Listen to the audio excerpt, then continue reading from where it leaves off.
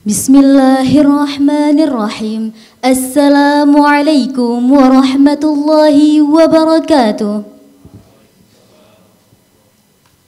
Alhamdulillahi rabbil alamin wa bihi nasta'in wa ala umuri dunya waddin wassalatu wassalamu ala ashrafil anbiya'i wal mursalin wa ala alihi wa sahbihi ajma'in. Amma ba'd. Yang terhormat Dekan Fakultas Adab dan Humaniora Bapak Syarifuddin MAG PhD, yang kami hormati Kaprodi Bahasa dan Sastra Arab Bapak Sumardi SSMA, yang kami hormati Sekretaris Prodi Bahasa dan Sastra Arab Ibu Khairun Nisa Ahsana Amalan Solihan MA Hum, yang kami hormati narasumber Dr. Aprinus Salam M Hum, yang kami hormati Ketua Panitia Bapak Dr. Zulkhairi, dan yang kami hormati seluruh dosen serta para hadirin yang telah berhadir. Puji syukur kehadirat Allah Subhanahu wa Ta'ala yang telah memberikan kita kesehatan, kesempatan sehingga kita dapat berkumpul pada pagi hari ini guna mengikuti kuliah umum yang diselenggarakan oleh Prodi Bahasa dan Sastra Arab dengan mengusung tema Sosiologi Sastra setelah Marxisme. Dan tak lupa salawat beriringkan salam kita sanjung sajikan kepada Nabi besar kita, Nabi Muhammad sallallahu alaihi wasallam. Semoga kita mendapatkan syafaatnya di yaumil akhir nanti. Amin ya rabbal alamin. Hadirin yang berbahagia, untuk memberkati acara kita pada pagi hari ini, mari kita dengarkan lantunan ayat suci Al-Quran yang akan dilantunkan oleh Saudari Junjung Siregar. Disilakan.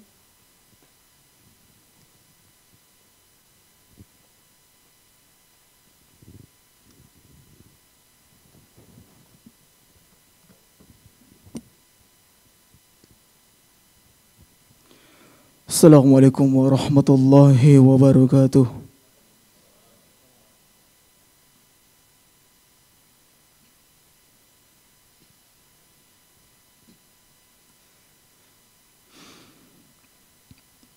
A'udzu billahi minasy syaithanir rajim.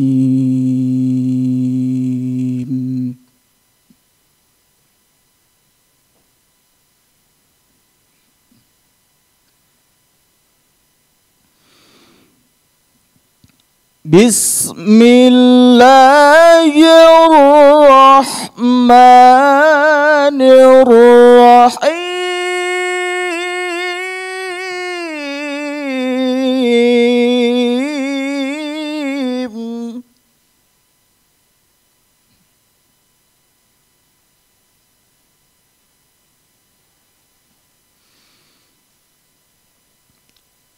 Law anzalna hadzal qur'ana ala jabalin lara'aitahu khashi'an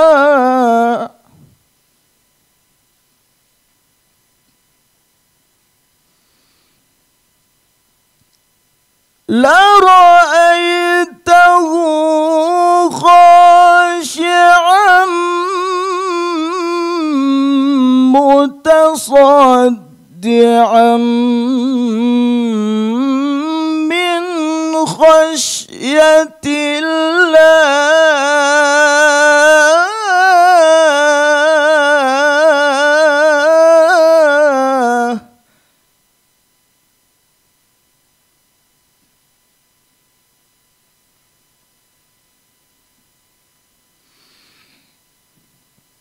وتلك الأمثال نضربها للناس لعلهم يتفكرون.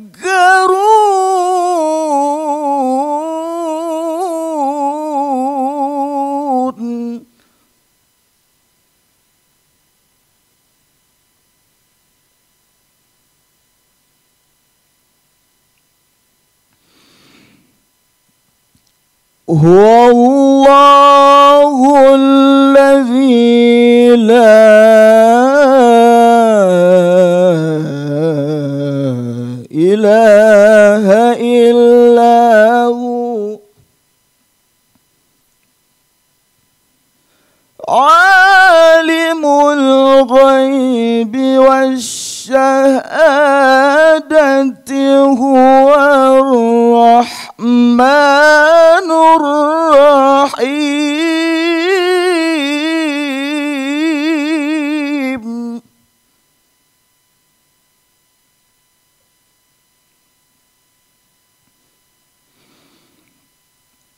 هو الله الذي لا إله إلا هو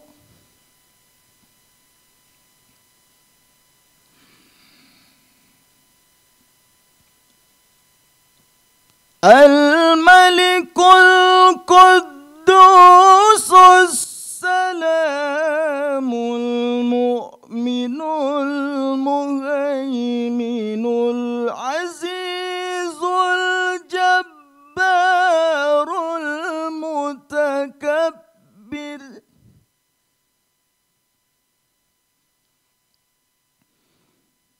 سبحان الله عما يشركون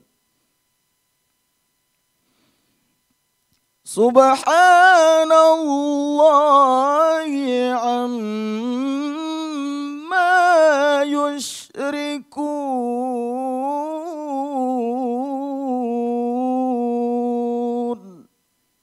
صدق الله العظيم.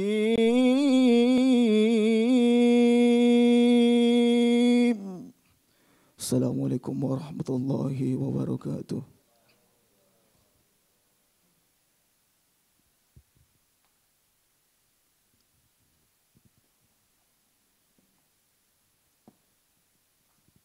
Terima kasih kami ucapkan kepada Saudari Junjung Siregar.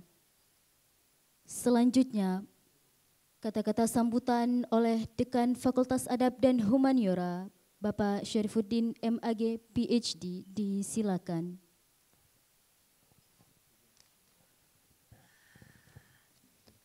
Bismillahirrahmanirrahim.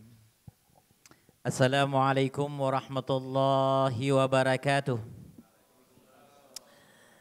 Alhamdulillahilladzi la ilaha illa huwa alimul ghaibi wasyahadati huwa arrahmanur rahim. Fanasta'inuhu wa nastaghfiruh wa na'udzu billahi min syururi anfusina wa min sayyiati a'malina faman yahdihillahu fala mudilla lahu wa may yudlilhu fala hadiya lahu. Allahumma salli wa sallim wa barik ala sayyidina Muhammadin nabiyil karim wa ala alihi wa sahbihi ajma'in, amma ba'd. Yang kami hormati Bapak guru kita Prof. Aprinus Salam ya, yang hadir bersama kita, insya Allah akan kita belajar banyak hal terkait dengan kebahasaan, kesusastraan, juga kebudayaan, termasuk ya teori-teori sastra nanti dalam berbagai diskusi. Kita akan ada workshop dengan para dosen dan beberapa aktivis yang mahasiswa bersama Prodi insyaallah hari ini dan besok, dan kita mulai kuliah umum. Beliau hadir insyaallah. Yang kami hormati Bapak Wakil Dekan 2 dan Bapak Wakil Dekan 1, kemudian Ketua Prodi, juga para dosen dan para mahasiswa. Haza ajmal kulli syai, alhamdulillah.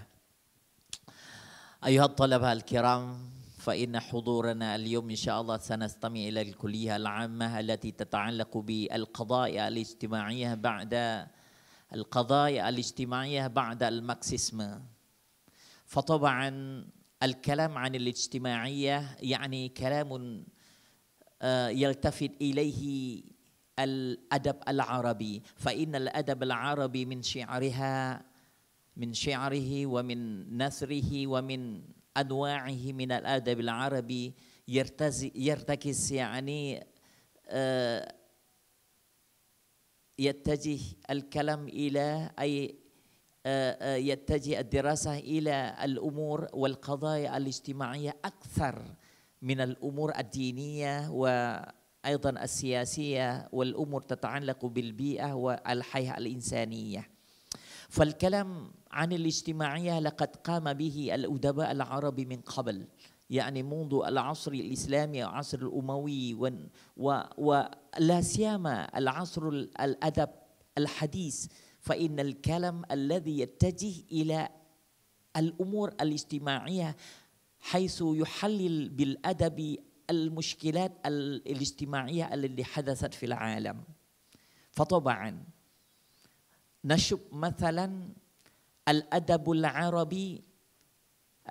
العربي الذي كتبها نوال سعداوي، فإنها تلتفت النظر كثير في تحليل المشكلة النسوية، المشكلة الفقر، المشكلة يعني الجنس والقضايا الجندرية أيضا، والقضايا الاختلافات بين النساء والرجال، وأيضا المساواة بين المجتمعات الإنسانية في العالم. فلذلك الكلام في الأمور الاجتماعية ليس الكلام الجديد، فإنما قد اهتم به الأدباء من قبل. فلذلك أنا أود أن أقول لكم اليوم بأهمية الاهتمام بهذه الكليات، حيث المدرس البروفيسور يأتينا اليوم سيتكلم هو عن القضايا القضايا ماركسية والقيادة والقضايا الاجتماعية بعد ماركسيزم إن شاء الله. فهذه الكلية ليست هنا فقط، وإنما بعد هذه الكلية العامة إن شاء الله لنا الندوات العلمية والحلقات العلمية، وأيضا الجلوس مع البروفيسور نتكلم في كيفية تنظيم الكلية وتنظيم المواد الدراسية، وأيضا التنظيم النظام في القسم إن شاء الله. فأنا يعني فطبعا أتشرف بحضوره، وأنا أيضا أفضل الشكر لرئيس القسم والمدرسين بالكلية، يعني بالقسم الذي اهتموا بهذه الكلية العامة حتى عقد اليوم. فإن شاء الله ستكون هذه الكلية مفيدة لنا، وأهم كل شيء اهتمامكم بالموضوع. الكلام موضوع يتكلم عن القضايا الاجتماعية بعد ماركسيزم إن شاء الله. فالكلام عن القضايا الاجتماعية والماركسيزم ليس فقط في الأدب العربي، وإنما في الأدب الغربي والأدب الآلماني والأدب الصيني والأدب الياباني، وأيضا ياباني، وأيضا الأدب الإندونيسي. فإن المشكلة الاجتماعية ليس مشكلة عربية فقط، وإنما مشكلة المجتمعات الإنسانية في العالم. فلذلك اهتموا أنتم جميعا بهذه الكلية العامة حتى تفيدنا إن شاء الله. وأنا أرجو أيضا الطلبة الذين حضروا ليست حضور لهذه الكلية فقط، وإنما تضمه معنا في الحلقات بعد هذه الندوة، منذ بعد الظهر إن شاء الله، وهذا المساء وبعد الليل، وغدا إن شاء الله سنجلس حتى نستطيع نحن نشكل يعني برنامج خاص بعد هذه الاجتماعات لمستقبل القسم إن شاء الله. فشكرا مني، وأقول Profesor, Bapak Profesor, alhamdulillah hadir bersama kita, Pak Doktor. Ini kita insya Allah akan bersama Bapak ini beberapa waktu hari ini sampai besok. Dosen kita dan mahasiswa kita mohon ini kita memperoleh bimbingan, kita memperoleh motivasi, kita memperoleh energi baru. Kita untuk mengembangkan prodi kita, kita dengan jumlah mahasiswa yang ada, baik pada prodi ilmu perpustakaan, baik pada prodi sastra Arab, prodi sejarah dan kebudayaan Islam, yang kita total mahasiswa termasuk golongan kecil juga. Kita hanya sekitar 2.800-an mahasiswa kita di Fakultas Adab dan Humaniora ini, dibandingkan dengan Fakultas Tarbiyah dan Keguruan itu mencapai 7.000-an gitu kan. Kalau Fakultas Syariah dan Hukum itu mencapai 6.000 sekian. Jadi kita komunitas kecil ini tetap ingin diberikan energi dan motivasi oleh Prof sehingga kita menjadi prodi yang eksis, dan kita alhamdulillah dalam beberapa waktu lalu kita memperoleh akreditasi unggul untuk program studi kita bahasa dan sastra Arab, alhamdulillah. Dan terima kasih untuk semuanya, syukran lakum wa ma'anaja insyaallah. Aqulu lakum billahi taufiq wal hidayah. Wassalamualaikum warahmatullahi wabarakatuh. فطبعا جارب أن نقول جماعة يعني افتتاحا لهذا البرنامج هيا بنا نقرأ سورة الفاتحة لأجل التبرك ببركة هذه السورة إن شاء الله، ونبتدئ بقراءة يعني سورة الفاتحة إلى النبي مصطفى وعلى الفاتحة ورحمة الله. أعوذ بالله من الشيطان الرجيم. بسم الله الرحمن الرحيم. الحمد لله رب العالمين الرحمن الرحيم مالك يوم الدين إياك نعبد وإياك نستعين الصراط المستقيم صراط الذين أنعمت عليهم غير المغضوب عليهم ولا الضالين. وشكرا.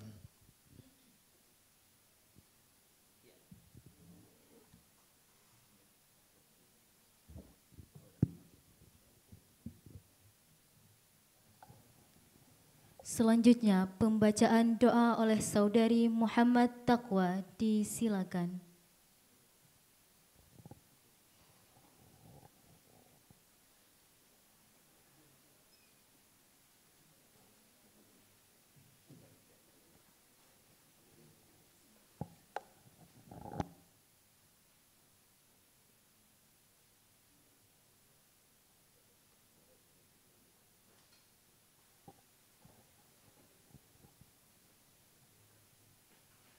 Assalamualaikum warahmatullahi wabarakatuh.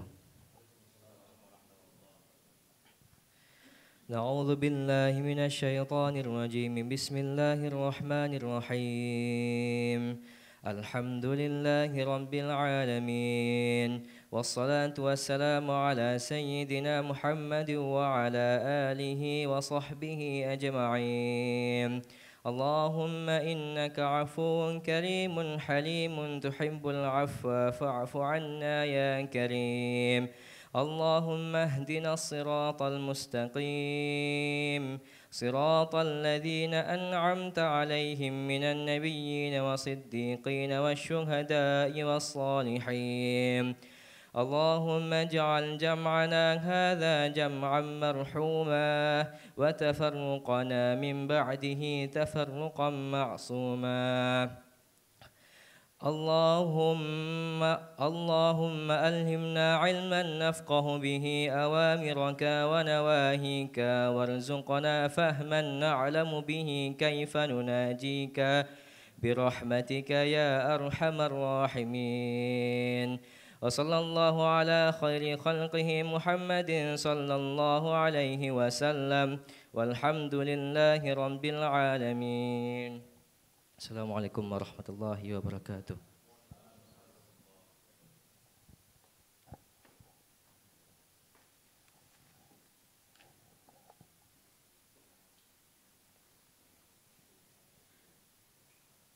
Selanjutnya penyerahan buah tangan dari Dr. Aprinus Salam M.Hum kepada Prodi, dan dalam hal ini akan diterima oleh Dekan.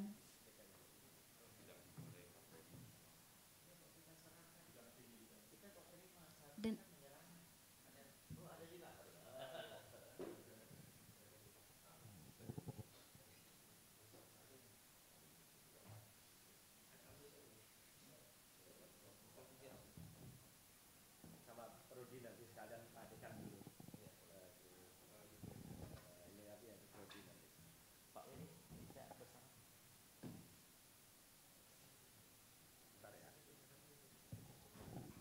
Assalamualaikum warahmatullahi wabarakatuh. Perkenankan Cik Dekan, saya memberikan buku saya pertama buku Sosiologi Sastra setelah Marxisme. Jadi kemudian ada esai saya biokultural dari fantasi kerakyatan hingga menolak identitas.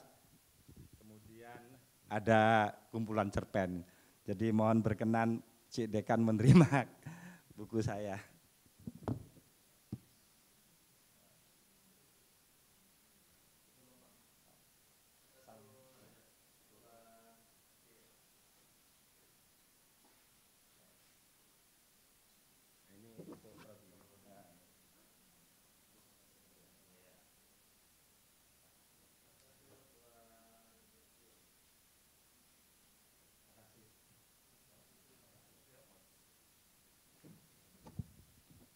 Ya, mudah-mudahan Prof. Aprinus Salam ini beberapa hari di Aceh, beliau memperoleh inspirasi yang banyak tentang tradisi budaya dan juga karakter masyarakat Aceh, lingkungan, pasca konflik, pasca tsunami, juga pluralitas, juga identitas masyarakat Aceh dan juga toleransi, keragaman hayati, keragaman ya humanism juga di Aceh ini mungkin menjadi inspirasi untuk beliau. Mudah-mudahan pulang dari Aceh akan menghasilkan mungkin esai terbaru atau novel terbaru tentang Aceh insya Allah.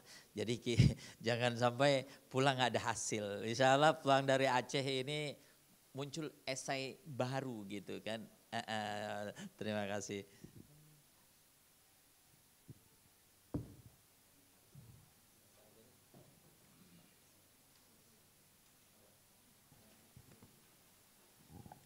Demikian rangkaian acara pada hari ini. Saya Rehan Fitri selaku MC pamit undur diri. Wabillahi taufiq wal hidayah. Wassalamualaikum warahmatullahi wabarakatuh.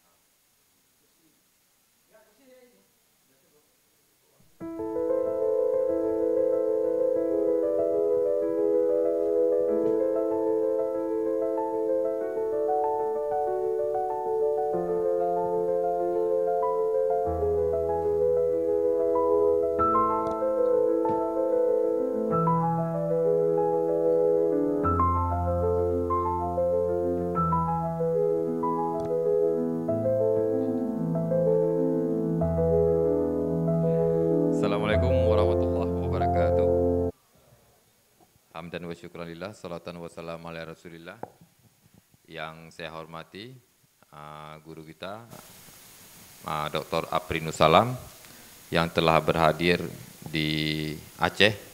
Dan ini pertama kalinya beliau menginjakkan kaki di tanah Aceh. Dan beliau mengatakan Aceh adalah tanah tua.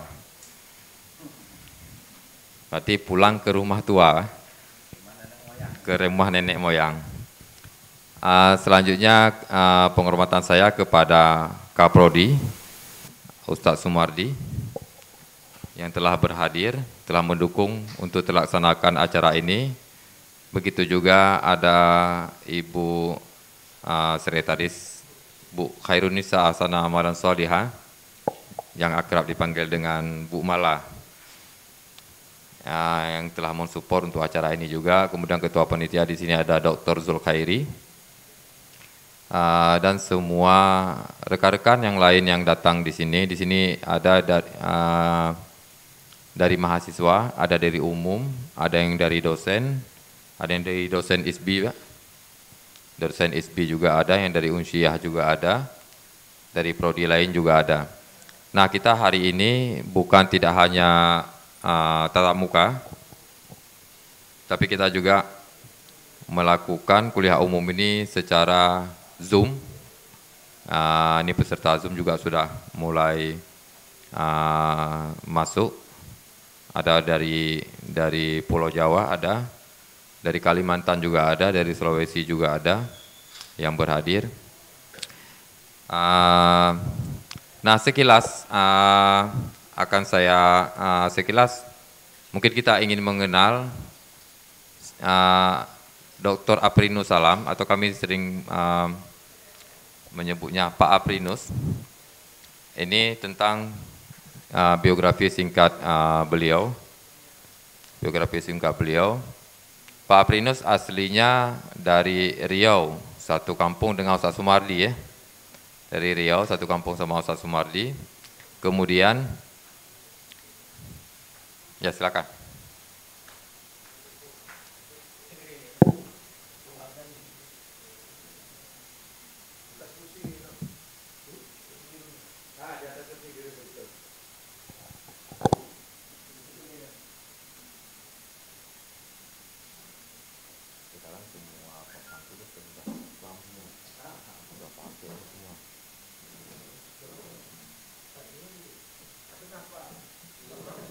Mau di tengah atau di samping? Mana yang enak ya? Agak biar masuk sedikit. Oh, berarti ini kita geser ke belakang. Maaf. Enggak di sini belakang. Masuk ya. Rangga dulu. Rangga.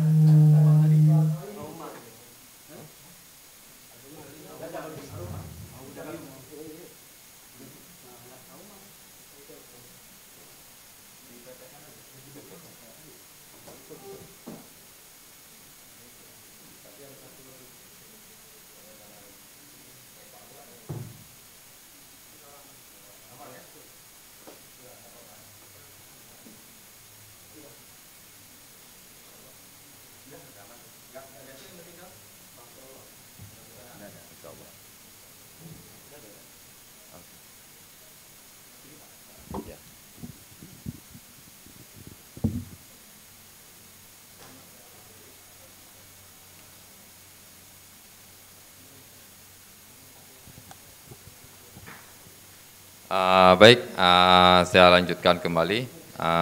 Ini kenapa kita memakai papan tulis.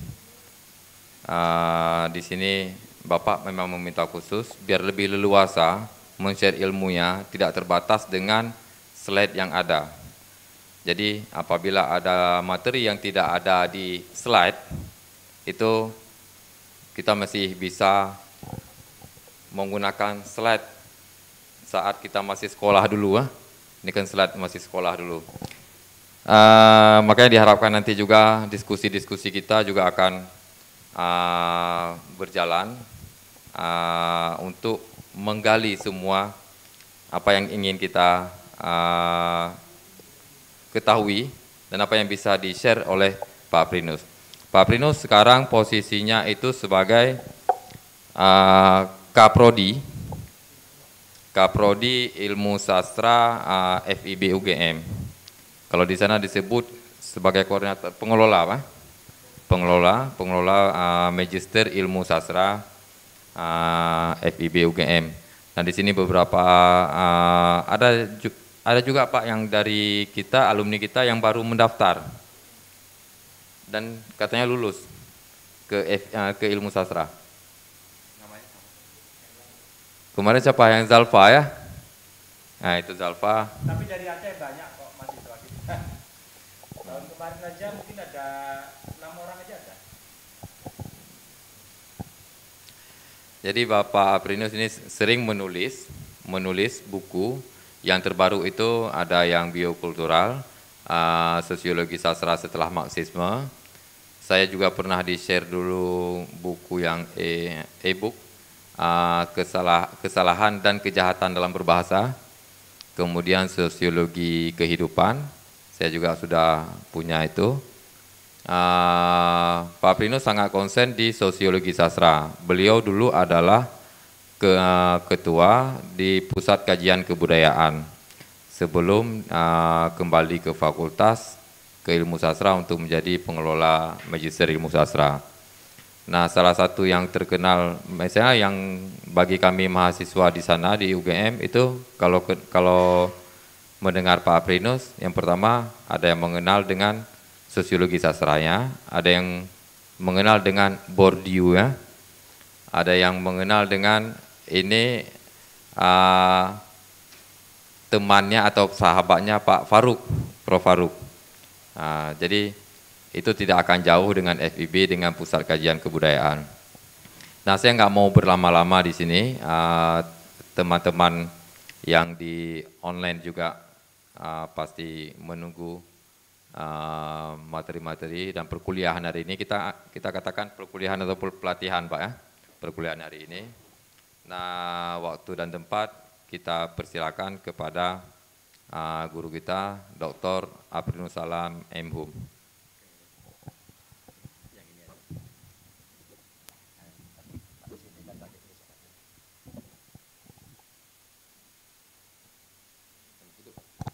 Tes hidup kok. Oke, Assalamualaikum warahmatullahi wabarakatuh.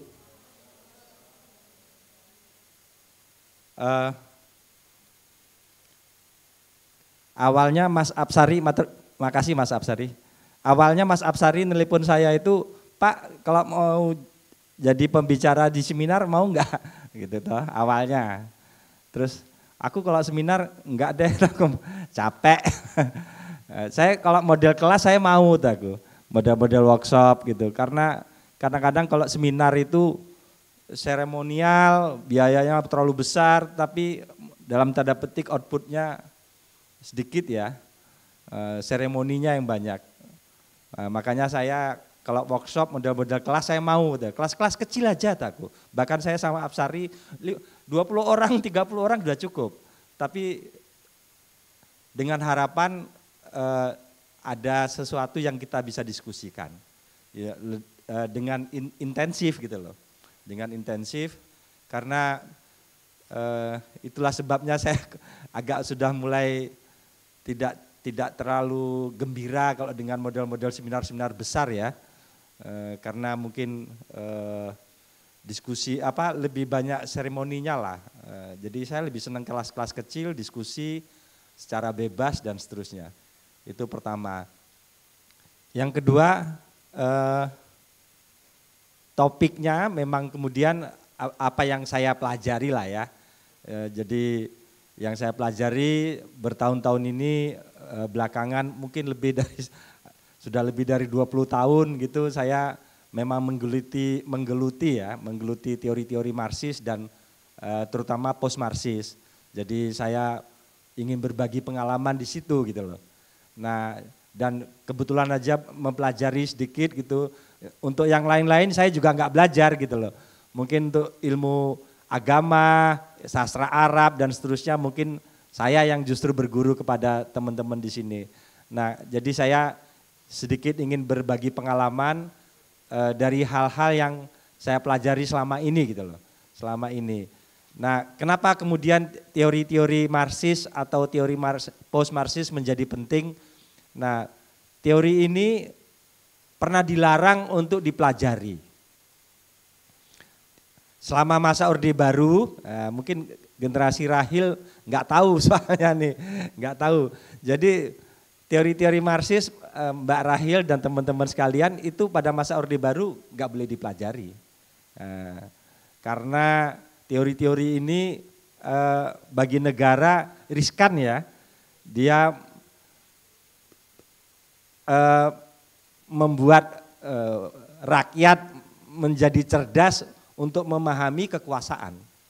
Nah, itulah sebabnya kemudian teori-teori Marxis secara relatif pada masa Orde Baru dilarang dipelajari di perguruan tinggi. Jadi kita belajar dan lebih terbuka untuk mempelajari teori-teori Marxis dan post-Marxis itu memang belakangan ini. Memang belakangan khususnya setelah kekuasaan Orde Baru turun, kita sekarang secara lebih terbuka bisa mempelajari teori-teori Marxis dan post-Marxis. Jadi bahkan orang banyak salah paham seolah-olah Marxis itu pelajaran tentang ateisme. Salah paham banget itu, dan itu disengaja seolah-olah kemudian kita bahkan warga Indonesia pada umumnya masih alergi dengan istilah Marxis, padahal itu cara berpikir ya, cara berpikir yang secara akademik sangat eksploratif untuk mengeksplorasi pengetahuan, sehingga kemudian dia punya jangkauan yang cukup jauh untuk membongkar anatomi kekuasaan gitu loh. Nah, ini yang tidak terlalu disukai oleh negara sebetulnya. Mohon maaf nih di ruang akademik saya bicara, mohon izin sedikit punya kebebasan ya, berbicara tentang kekuasaan, berbicara tentang negara dan seterusnya. Jadi kalau kita tidak punya kebebasan akademik, repot juga, jadi serba ketakutan gitu ya. Nah, jadi kita mempelajari perspektif atau teori-teori yang terkait dengan anatomi kekuasaan sebetulnya, teori-teori Marxis ini. Dan belakangan dikembangkan menjadi apa yang disebut dengan post-Marxis. Jadi buku saya yang sosiologi sastra setelah Marxisme itu justru tidak lagi berbicara pada posisi teoritik konvensionalnya. Kita sudah berbicara pada posisi teoritik post-konvensional, jadi post-Marxisnya. Jadi Marxis cuma berangkat sebagai epistemologi awal untuk mengembangkan kerangka berpikir, kemudian kita berpikir jauh untuk melihat persoalan-persoalan yang dihadapi manusia sebetulnya, persoalan-persoalan yang dihadapi manusia.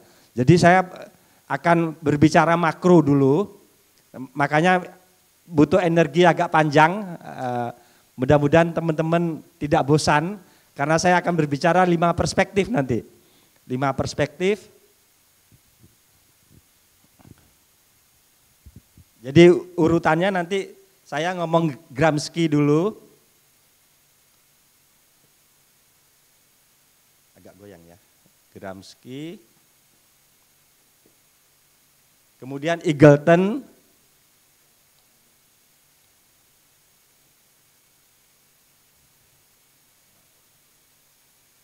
Agak melorot ya. Aman toh? Kemudian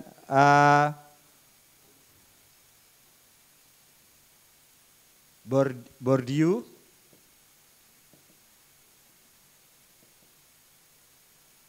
kemudian Rancière, kemudian Zizek. Nah, mohon izinnya mungkin teman-teman mahasiswa saya sebagian sudah tahu, jadi mengulang-ulang sedikit menjegar pemahaman ya. Dan sebetulnya banyak, tapi karena pertemuan kita sangat terbatas,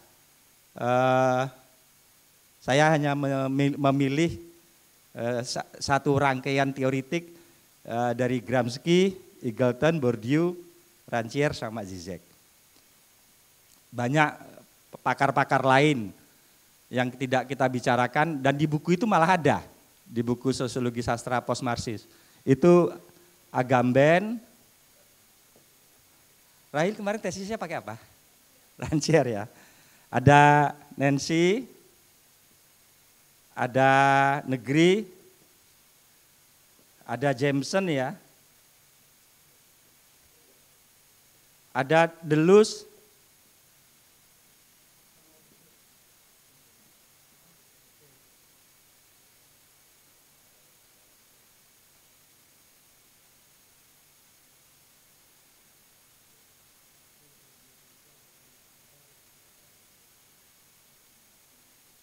nah ini yang ini enggak kita bicarakan.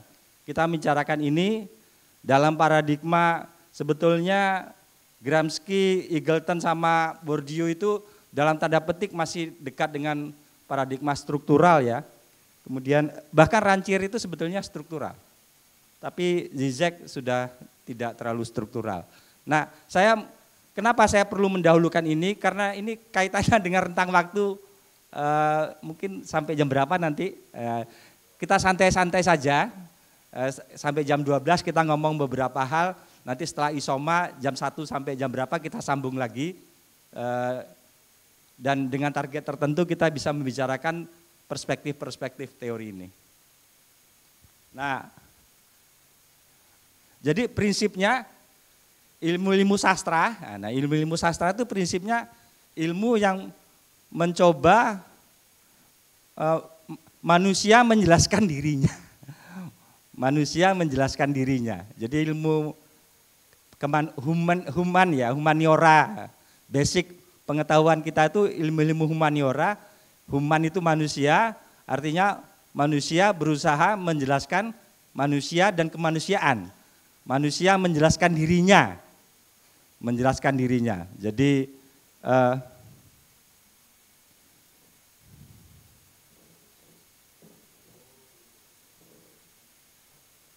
oke, sip. Jadi kita itu sekarang sebetulnya mencoba membangun satu pemahaman atau perspektif bagaimana kita menjelaskan diri kita. Jadi salah satu makhluk yang paling misterius di dunia ya manusia itu sendiri. Sampai hari ini kita mengeksplorasi terus-menerus memahami diri kita. Jadi ada istilah kalau kita memahami diri kita, kita memahami Tuhan, kan gitu toh. Mungkin jangan-jangan ada Tuhan di dalam diri kita, ada Tuhan di dalam diri kita.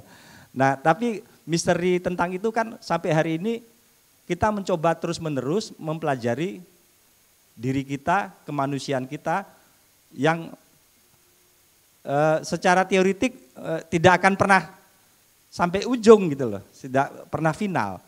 Itu proses terus-menerus. Bagaimana kita berusaha, jangan-jangan ketika kita menjelaskan diri kita juga sedang mencoba mencari-cari dan menjelaskan siapa pencipta kita gitu loh. Jadi begitu banyak misteri di dalam diri kita yang terus-menerus kita eksplorasi. Jadi prinsipnya sebetulnya ilmu-ilmu sosial, ilmu-ilmu humaniora adalah ilmu yang mencoba menjelaskan, memahami, bahkan kalau perlu membongkar ya, membongkar manusia dan kemanusiaan. Nah, ini prinsip ilmu humaniora itu sebetulnya itu, sebetulnya, dan tidak pernah selesai. Nah, kita sedang berjuang untuk terus-menerus bagaimana kita menjelaskan diri kita. Nah, tentu saja manusia hari-hari ini kan gitu. Tentu saja manusia hari ini tidak berangkat dari nol ya pengetahuannya. Ilmu pengetahuan adalah saya makro dulu nih sebelum masuk ke sini. Supaya tahu persis nanti posisi-posisi teori ini di mana. Jadi manusia hari ini ketika berpikir untuk memahami dirinya tidak nol lah ya. Manusia hari-hari ini pengetahuannya merupakan satu akumulasi dari pengetahuan-pengetahuan yang sudah ada. Pengetahuan kita hari ini adalah akumulasi dari pengetahuan-pengetahuan yang sudah ada. Sehingga kalau kita mengatakan diri kita, kita adalah makhluk yang hadir di alam semesta. Misalnya ada pernyataan itu. Misalnya ada pernyataan makhluk yang hadir di alam semesta. Bisa juga ada pernyataan lain, saya adalah warga dunia. Misalnya yang lain, saya adalah bangsa Indonesia. 4, saya adalah warga negara. Nah, ini semuanya beda. Semuanya beda. Tidak ada pernyataan yang sama. Apa yang membedakan? Yang membedakan adalah perspektif. Sehingga ketika kita mengatakan saya adalah makhluk yang hadir di alam semesta, itu dia punya perspektif sendiri. Punya pemahaman, perspektif di sini maksudnya seperangkat teori yang punya perjalanan yang panjang sehingga terjangkau dan sampai ke satu posisi pengetahuan baik perorangan maupun kolektif. Baik perorangan maupun kolektif. Jadi kemudian berdasarkan perjalanan pengetahuan tadi sampailah menjadi pengetahuan perorangan atau kolektif sehingga kemudian dia hadir dan menyatakan bahwa manusia adalah makhluk yang hadir di alam semesta. Jadi satu kesadaran ketika kita menempatkan dirinya di alam semesta. Saya adalah warga dunia, itu beda lagi. Nah, karena setiap konsekuensi alam semesta, dunia, itu suatu pemahaman bagaimana menempatkan diri di dalam kehidupannya. Menempatkan diri di dalam kehidupannya. Kemudian bangsa Indonesia itu satu perspektif lagi. Satu perspektif lagi, kemudian warga negara satu perspektif lagi. Jadi bahkan negara dan bangsa itu perspektifnya beda, jadi nggak ada yang sama ya, nggak ada yang sama. Nah, pemahaman-pemahaman seperti ini, kehadiran-kehadiran seperti ini, dia sebetulnya mengkonstruksi dirinya sebagai subjek tertentu, Jadi apapun pemahaman kita tentang diri kita, sebetulnya kita hasil dari satu konstruksi sosial tentang keberadaan diri kita sebagai subjek. Apa itu subjek? Nah, subjek adalah bagaimana manusia dikonstruksi secara sosial, makanya ada istilah konstruksi sosial, ada konstruksi sosial yang membentuk seseorang dalam posisi sosial tertentu atau posisi politik tertentu atau posisi kultural tertentu. Dia dijadikan satu subjek tertentu. Jadi kita ini adalah subjek tertentu yang dikonstruksi secara sosial. Kita adalah subjek tertentu yang dikonstruksi secara sosial. Menjadi subjek. Nah, subjek itu bisa nanti karena pada tataran tertentu ada hal-hal yang sebagai akumulasi pengetahuan manusia dalam perjalanan yang panjang, subjek pun nanti dibagi ada istilahnya subjek kolektif ya. Ada subjek dalam tanda petik tetap bersifat individual. Jadi di dalam diri kita kita adalah bagian dari subjek kolektif tertentu Nah, masyarakat Aceh adalah kolektif dari masyarakat Aceh yang menyamakan identitas-identitas keacehan. Tetapi sebagai manusia dia tetap bersifat individual. Nah, jadi ada hal-hal yang ini satu kesatuan lah. Satu kesatuan kolektif dan individual. Yang menjadi ciri-ciri keindividual kita dan dikenali sebagai subjek tertentu itu individualitas kita. Tetapi sebagai subjek kolektif dia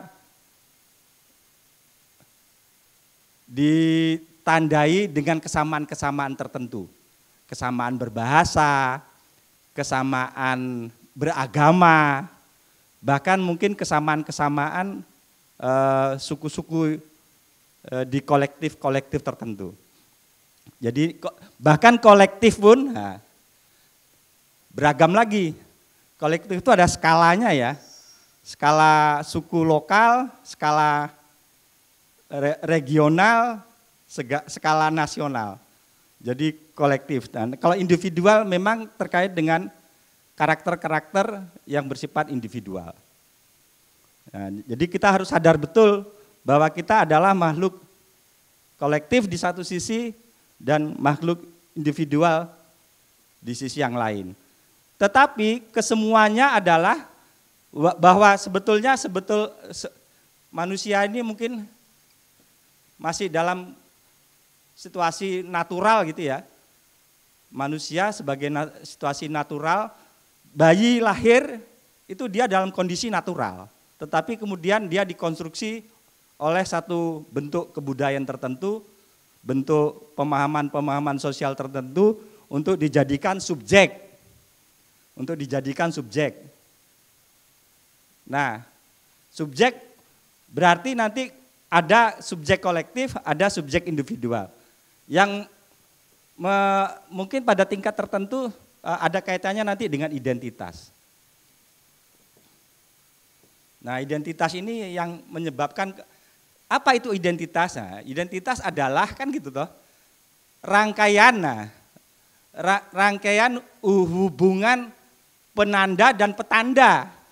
Nah, ini akademik ini, nggak bisa kita ngomong identitas adalah, jadi ada satu pemahaman tertentu bahwa identitas adalah satu rangkaian penanda dan petanda yang koheren yang memisahkan dia dengan rangkaian penanda yang lain. Nah, jadi kalau kemudian kita, apa ini petanda? Nah, ini repotnya di situ. Jadi kita perlu jadi tahu apa itu nanti apa di dalam rangkaian-rangkaian petanda itu ada ilmu semiotik gitu ya. Itu dia ilmu pengetahuan kita juga pada ujungnya adalah hubungan-hubungan antara penanda dan petanda. Penanda dan petanda. Mudah-mudahan adik-adik yang mahasiswa terutama mungkin pernah mendapat teori-teori semiotik gitu ya, yang menghubungkan antara penanda dan petanda. Penanda dan yang ditandai. Nah, jadi identitas adalah satu rangkaian hubungan penanda dan petanda yang koheren. Yang koheren sehingga dia menjadi satu sistem pemahaman tertentu dengan kode-kode ya. Nah, kode-kode tertentu yang membedakan dia dengan identitas yang lain. Jadi kita harus mulai dari sini dulu sebelum masuk ke Gramsci nih. Sebelum masuk ke Gramsci. Jadi yang perlu dipahami adalah sebetulnya manusia adalah subjek hasil dari konstruksi sosial tertentu. Jadi kita ini adalah manusia dari konstruksi sosial.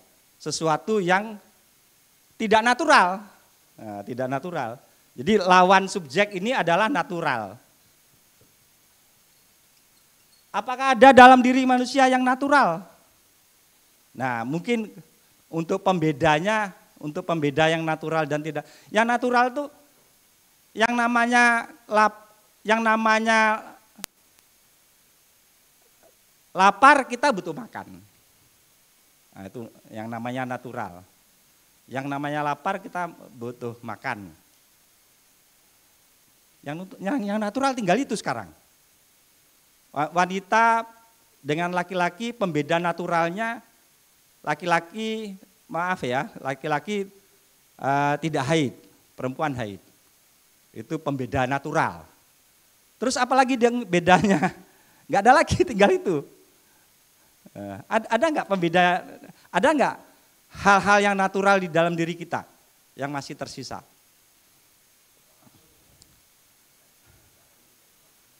Itu natural. Makanya tadi saya bilang kaitannya dengan haid. Perempuan bisa haid. Tetapi sekarang belum tentu hanya perempuan yang hamil. Laki-laki bisa hamil. Jadi kehamilan tidak natural lagi. Kapan Pak laki-laki hamil? Lah, buktinya ada ya. Jadi artinya bisa-bisa kehamilan menjadi konstruksi sosial, konstruksi teknologi, konstruksi ilmu pengetahuan. Tapi memang kemudian secara natural yang membedakan laki-laki tidak haid, itu saja, perempuan haid. Dan ada konstruksi-konstruksi lain yang membedakan. Nah, jadi mungkin kalau menurut saya, tapi nanti kita tidak membicarakannya, ada sisi-sisi yang natural, tapi nanti prinsip-prinsip ilmu teorinya Deleuze ya. Nanti yang dia sebut dengan mesin hasrat ya.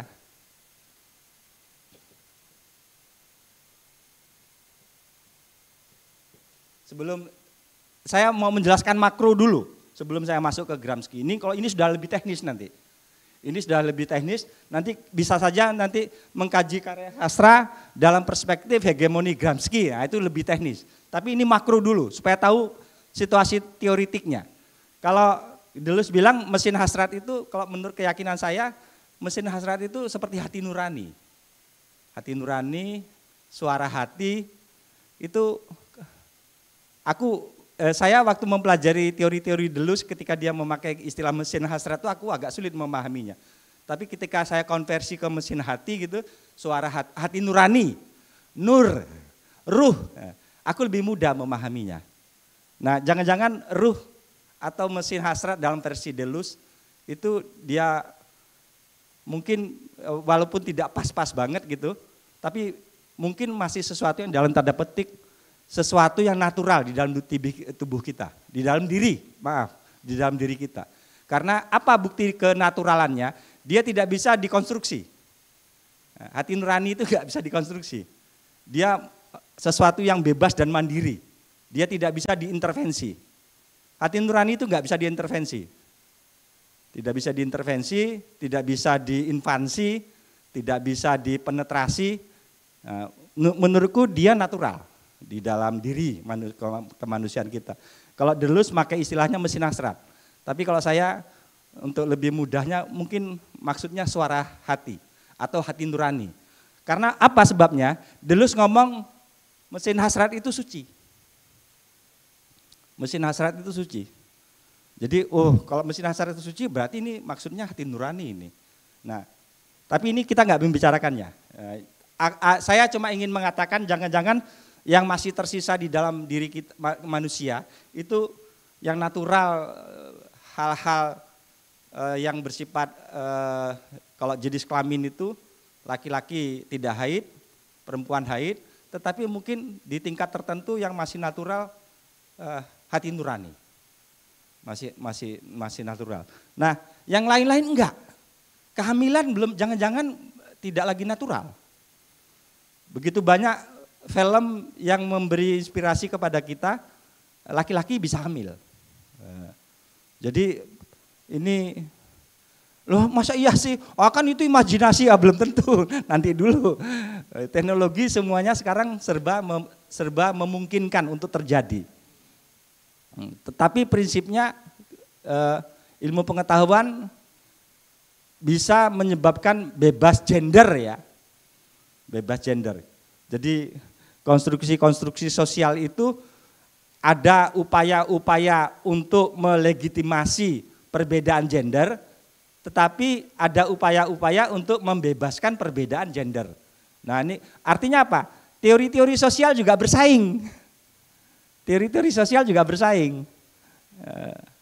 Teori-teori Marxis bersaing dengan teori yang lain dan seterusnya. Nah, kenapa saya tertarik dengan Marxis? Karena dalam banyak hal dia, kalau dalam perjalanan saya mempelajari agama Islam juga gitu, banyak kesamaan. Banyak kesamaan. Cuma cara berbahasanya beda. Cara berbahasanya beda. Jadi bagi saya untuk beberapa hal teori-teori Marxis dan post-Marxis itu sangat spiritual. Ketika dia ngomong mesin hasrat, ketika saya konversi dengan hati nurani, bagi saya sangat spiritual gitu loh. Cuma dia nggak punya bahasa.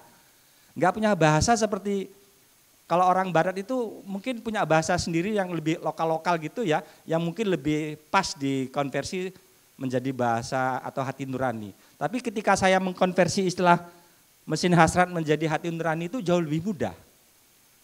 Jadi jauh lebih mudah. Nah, apa yang perlu saya garis bawahi untuk pengantar ini, bahwa sebetulnya subjek, nah Mas Absari kalau kamu tertarik dengan latar belakang pengarang gitu, subjek adalah dan pengarang adalah kan gitu, konstruksi sosial. Konstruksi sosial. Dia dikonstruksi, dikonstitusi sedemikian rupa oleh sesuatu yang disebut dengan konstruksi sosial, atau mungkin bahasa lain tatanan sosial ya. Dari mana datangnya tatanan sosial? Dari mana datangnya tatanan sosial? Dari sejarah manusia mungkin dari awal-awal dulu ya. Mereka berpikir untuk survive, tiba-tiba mereka lapar, perlu cari makan, tiba-tiba penduduk bertambah terus, mereka bersaing, ya kan gitu toh. Kan lapar dulu nih, yang paling natural kan lapar. Ketika lapar dia berusaha untuk mencari makan, waktu belum ada saingan banyak, gampang mencari makan. Penduduk bertambah, terus perlu ada sistem ini yang mengatur kita cari makan ini. Perlu ada sistem. Nah, dibangunlah aturan-aturan. Nah, aturan-aturan itu terakumulasi terus-menerus menjadi pengetahuan. Awalnya mungkin sekedar aturan. Kalau mencari makan, ternyata yang ini boleh dimakan. Karena ini sehat. Kalau ini dimakan racun ini bisa mati nanti. Nah, dicatat. Waktu itu mungkin belum dicatat, dilisankan terus. Dilisankan, dikumpul-kumpulkan, terakumulasi menjadi satu sistem pengetahuan. Nah, itu yang diwariskan terus-menerus. Nah, pengetahuan itu dipraktekkan dalam hidup, kemudian menjadi tatanan sosial. Nah, tatanan sosial itu sebetulnya yang kita sebut hari-hari ini konstruksi sosial. Konstruksi sosial. Jadi dulu-dulunya kita mungkin karena penduduk masih sedikit, sumber daya alam masih banyak, orang masih tidak perlu berebutan lah. Sekarang kan prakteknya rebutan. Penduduk bertambah, sumber daya bumi untuk menghidupi manusia semakin terbatas, dibuatlah regulasi-regulasi. Kemudian apa yang terjadi? Kuat-kuatan.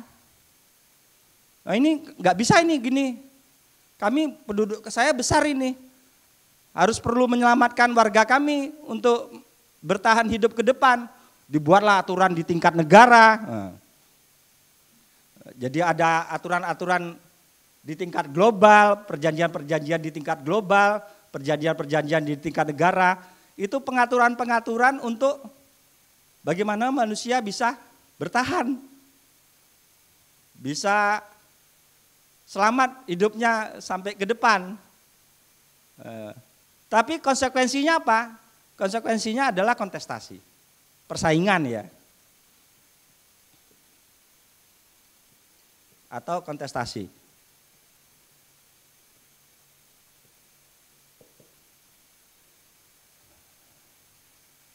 Jadi kita dikondisikan sedemikian rupa untuk bersaing menyelamatkan diri kita masing-masing. Baik di tingkat individual maupun kolektif. Nah, kok Pak Aprinus ngomongnya begitu, artinya apa? Saya berbicara ini sudah dalam perspektif tertentu.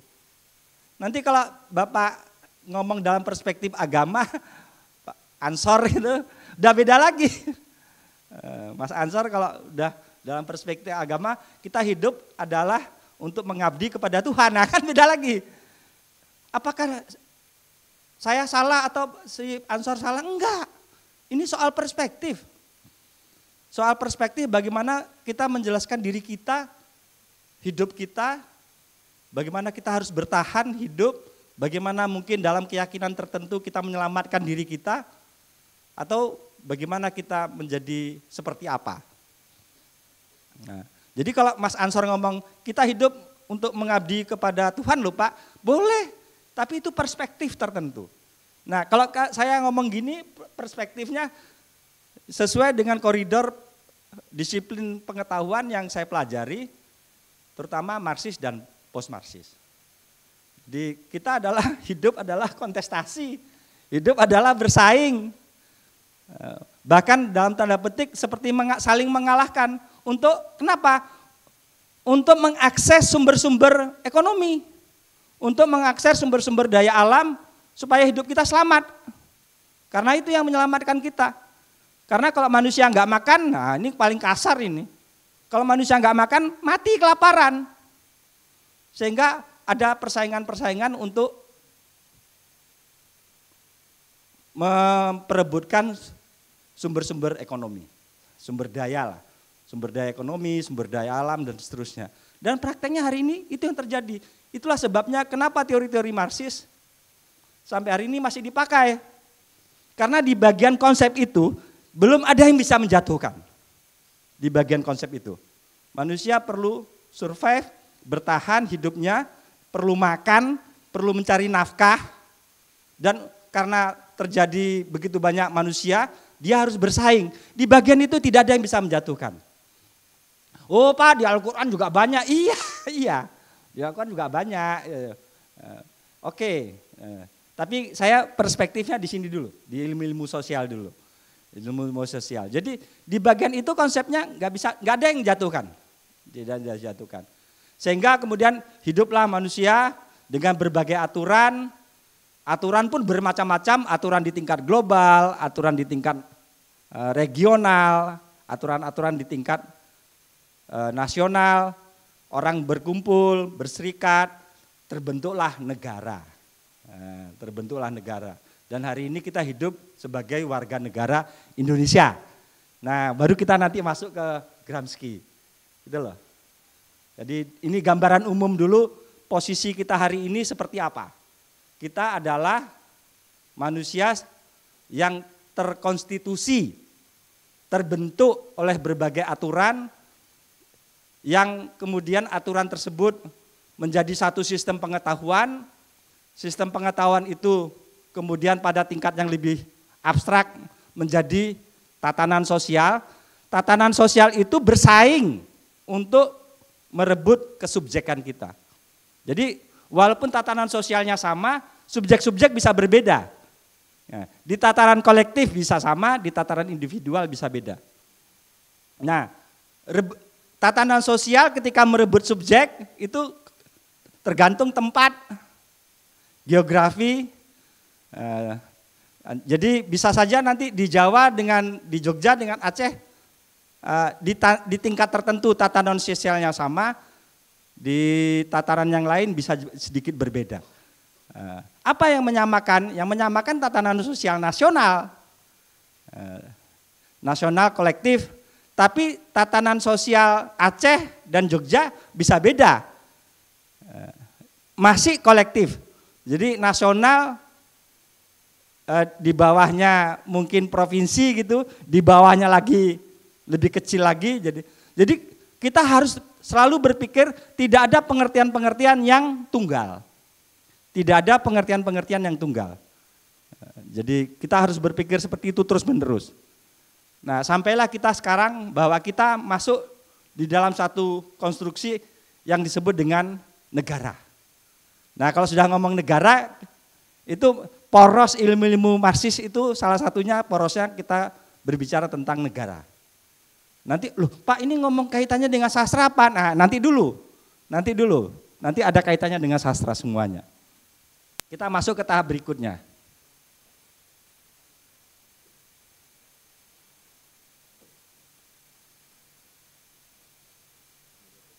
Ini aja. Ya, saya aja.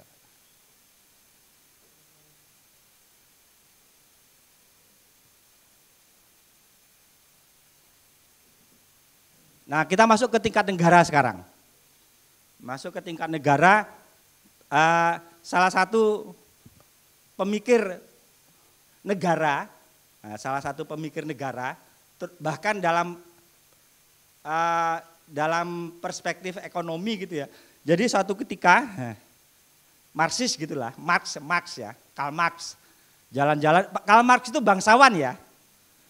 Karl Marx itu bangsawan.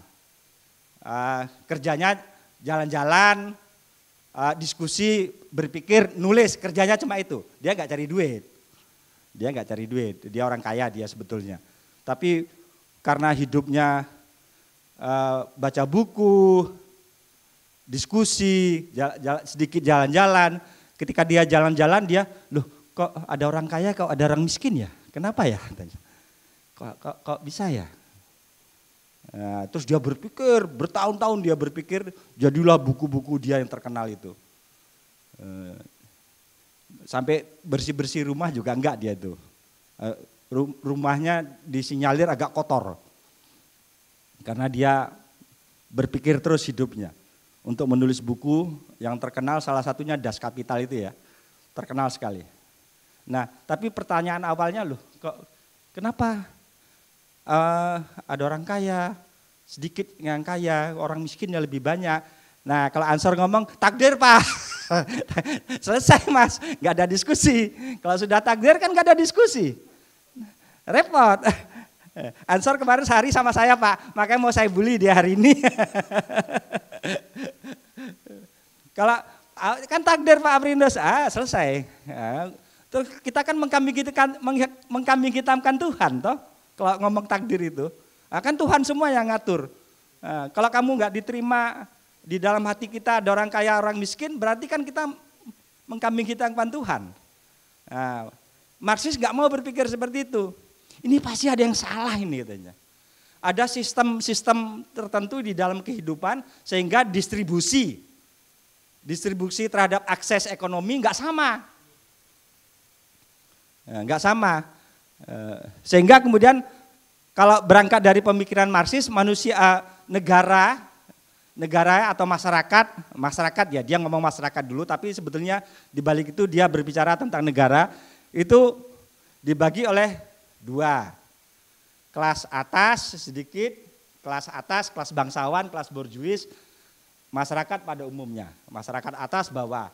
Nah, masyarakat atas ini yang dia punya kesempatan untuk berdiskusi, kesempatan untuk belajar, kesempatan untuk ngomong di mana-mana kan gitu toh. Sehingga dia menguasai hal-hal yang bersifat seni, filsafat, agama. Nah, jadi dia berbicara tinggi lah. Bicara tinggi, agama, seni itu kelas-kelas atas lah ya. Yang membuat regulasi-regulasi juga orang-orang atas lah. Orang-orang elitnya gitu loh. Nah, regulasi cerita-cerita orang atas ini yang menjadi cerita-cerita mungkin mitos, termasuk mitos-mitos di sini ya. Di dalam seni, agama, filsafat ada mitosnya, terutama di dalam agama ya. Banyak mitosnya lah. Mitosnya. Nah, ini yang menciptakan pengetahuan. Ini yang menciptakan pengetahuan. Karena cerita-cerita tentang dia secara lisan gitu, dulu-dulu menjadi didengar-dengar sama orang pada umumnya. Kemudian dia menjadi satu pengetahuan. Satu kesadaran tertentu bahwa apa yang diketahui oleh masyarakat bawah ini, yang diketahui, yang menjadi pemahaman, sebetulnya cerita-cerita yang dibangun oleh masyarakat elit, golongan elitnya, golongan berjuisnya, terkait dengan filsafat, agama, seni, dan seterusnya. Jadi pengetahuan masyarakat awam gitu, pengetahuan masyarakat awam adalah pengetahuan palsu atau kesadaran palsu. Apa sebabnya disebut palsu? Apa sebabnya disebut palsu?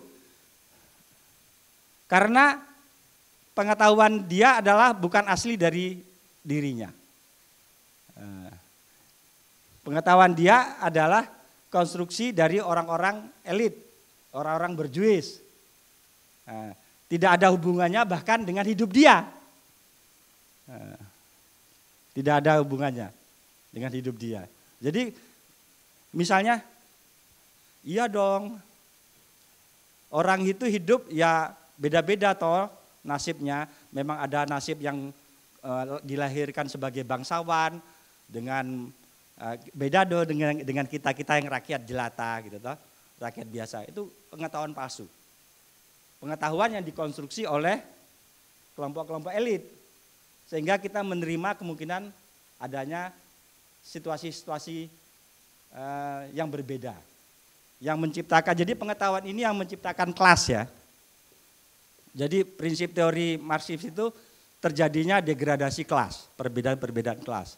Jadi kalau si Absari itu ngomong, beda dong Pak, dia kan bangsawan, dia kan bangsawan, dia kan anak sultan. Nah itu pengetahuan palsu yang nggak ada hubungannya dengan dirimu, nggak ada gunanya, karena itu dikonstruksi sedemikian rupa oleh satu sistem pengetahuan yang dia memegang nilai seni, filsafat, agama dan seterusnya.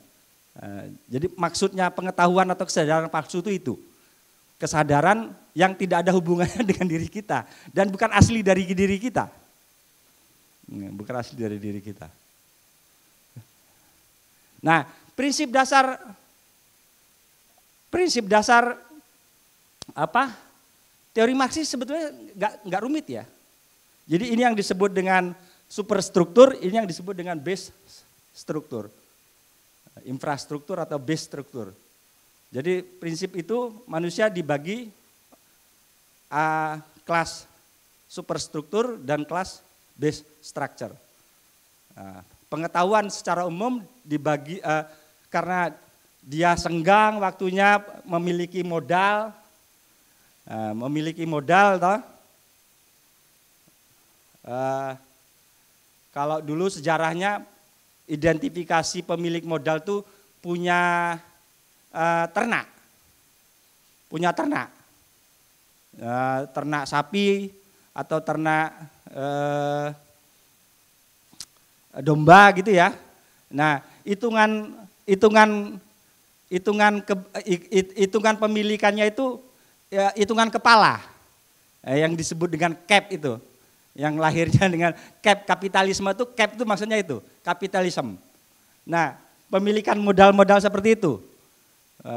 Mereka memiliki modal ukurannya ternak, tetapi juga belakangan juga kalau Marxis, zamannya Marxis itu perangkat-perangkat industri, perangkat keras ya, perangkat keras dia punya itu. Jadi ini tinggal orang yang bekerja apa yang dimiliki oleh kelompok berjuis. Apa yang dimiliki oleh kelompok berjuis. Jadi ini kelompok buruh, petani, pekerja-pekerja lainnya. Jadi kalau dia bekerja sehari 8 jam, satu hari 8 jam, seminggu, kalau seminggu 5 kali 8 40 jam. 40 jam. Ini kalau satu bekerja 5 hari seminggu. Kemudian 40 jam itu produksi mereka 50 juta. Nah, sementara gaji mereka 5 juta. Kemana 45? 45-nya ke sini. Nah, ini Kapitalisme itu maksudnya itu. Ketika sirkulasi keuntungan, hasil kerja produksi petani atau buruh larinya ke pemilik modal. Nah, jadi sederhana prinsip kapitalisme itu. Jadi kalau Mas Absari jadi buruh karyawan tertentu di pabrik, kamu kerjanya 8 jam kali 5, 40, itu produksi kamu 50 juta. Tapi kamu gaji kamu 5 juta. 45 juta 45 juta ke pemilik modal. Ya dikurangi dikit biaya operasional lah. Mungkin biaya operasional, biaya maintenance, segala macam mungkin 10 juta. Masih 35 juta. 35 juta terakumulasi terus menerus ke pemilik modal. Apa artinya? Yang kaya semakin kaya. Yang miskin tetap miskin. Karena apa? Uang 5 jutanya habis untuk makan. Kapan dia saving? Kapan dia bisa saving? Kapan dia bisa nyekolahkan anaknya? Kalau dengan uang 5 juta nggak cukup. Jadi tajamnya antara kelas berjuis dan kelas orang awam rakyat biasa ini, kalau dia nggak bisa saving, nggak bisa sekolah, pasti ada perlawanan, ada kriminal lah. Coba lihat di tingkat negara-negara yang sejahtera kriminalitas turun ya. Coba di negara yang di daerah-daerah yang degradasi kaya miskinnya kelihatan menyolok, kriminalitas banyak. Jadi prinsip yang ditolak Marxis itu ini nanti. Marx itu. Oh nggak bisa ini sistemnya salah ini. Salah ini. Kalian kerja seminggu 40 jam, produksi kalian 50 juta rupiah. Tapi gaji kalian cuma 5 juta. 45 kemana?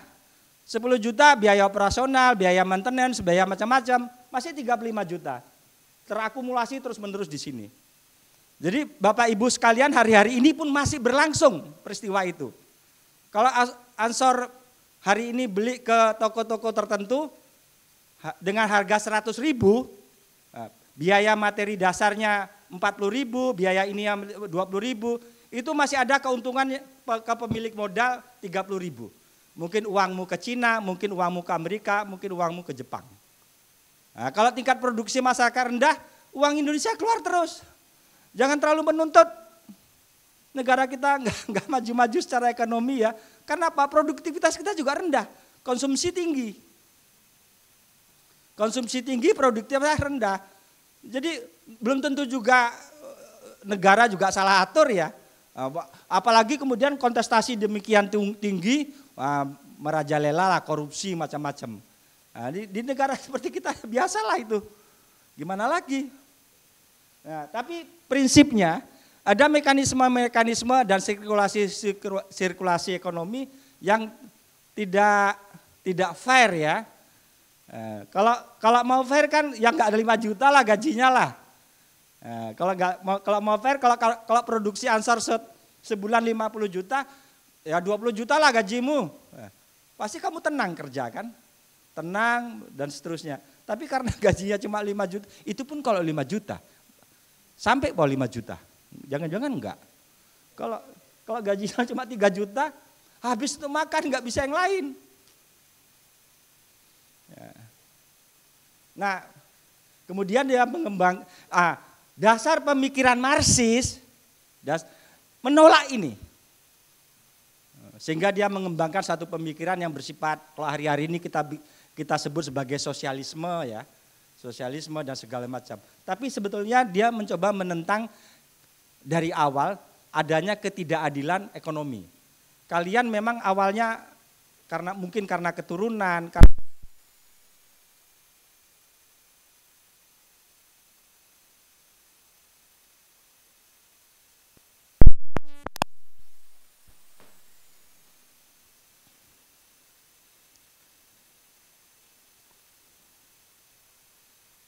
Nah sampai sini dulu, ada yang mau komentar atau ada perlu penjelasan tambahan? Sampai sini dulu.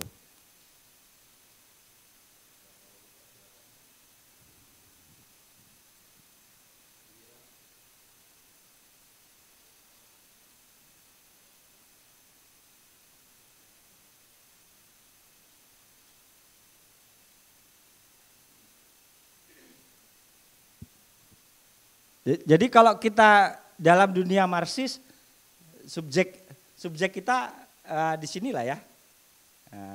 Salah satu warga.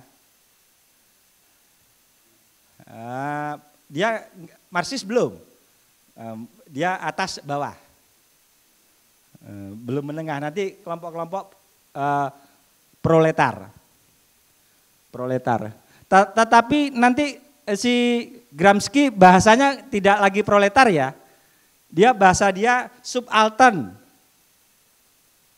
Kalau jadi ada konversi sedikit ya.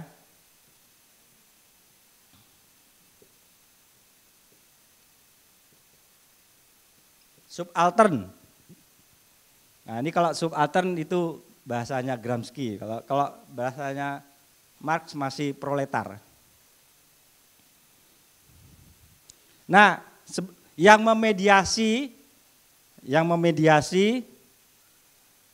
kelompok penguasa, kelompok elit atau kelompok berjuis dengan kelompoknya proletar versi Marx gitu, atau subaltern versinya Gramsci itu kelompok intelektual. Tetapi kemudian dalam perjalanannya juga kelompok intelektual itu enggak konsisten. Ada yang tergoda dengan kekuasaan lah ceritanya gitu ya. Dan banyak banget. Ada yang tergoda. Nah itu mereka lebih kompromi dengan kelompok kekuasaan. Tapi ada juga nanti kelompok intelektual yang masih punya concern dengan subaltern.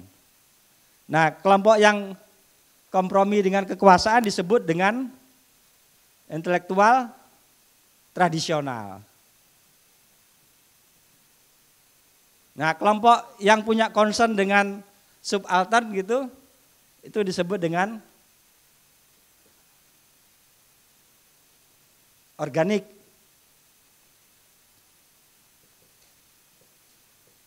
Nah, terserah Anda mau posisinya di mana ini.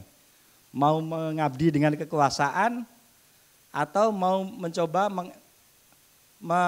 membantu masyarakat bawah atau proletar atau subaltern untuk dinegosiasikan terus menerus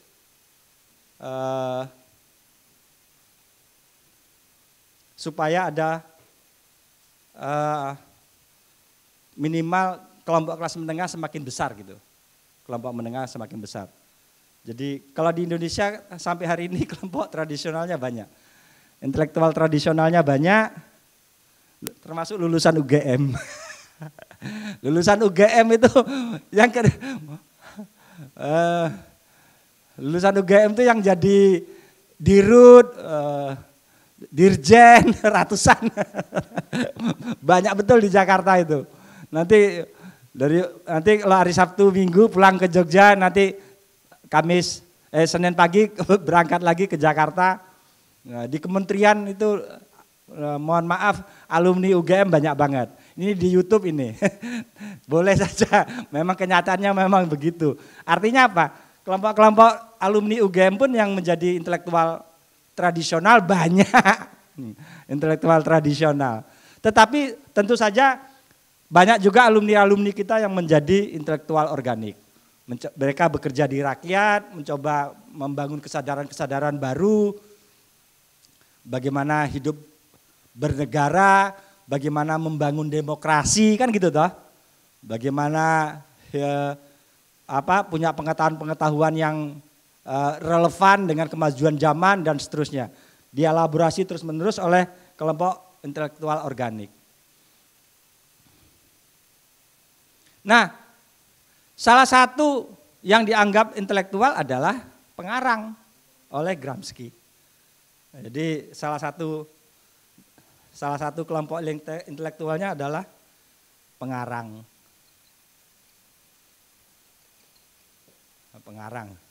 Nah, mulai masuk ke sastra ini. Jadi pengarang itu hidupnya bisa di sini, bisa di kelompok-kelompok subaltern tapi bagian atas sedikit lah ya. Karena dia lebih terpelajar, bisa nulis, bisa bercerita dan seterusnya. Sebelum saya masuk ke pengarang, bahwa kelompok-kelompok penguasa kelompok-kelompok kekuasaan atau penguasa bekerja terus-menerus untuk melegitimasi kekuasaannya. Bekerja terus-menerus untuk melegitimasi kekuasaannya. Dengan sandaran ideologi, kalau di Indonesia mungkin agama, mungkin Pancasila, macam-macam. Begitu banyak yang dimobilisasi untuk melegitimasi kekuasaannya. Nah, kekuasaan yang kuat adalah kekuasaan yang hegemonik. Nah, ini masuk ke bahasa khasnya Gramsci.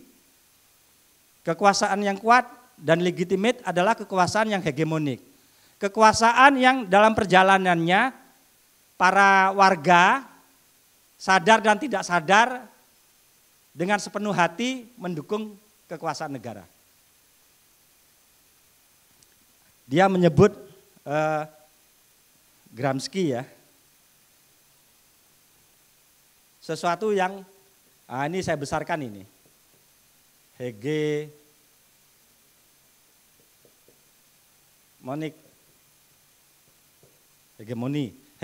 ya.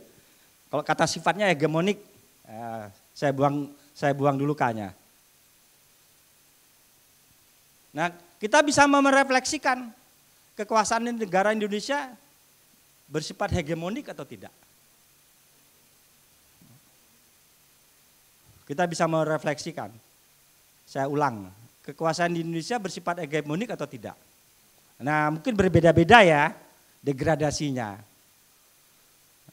Kelompok-kelompok ada istilah di kelompok-kelompok blok historis namanya. Masih ingat nggak Rahil blok historis?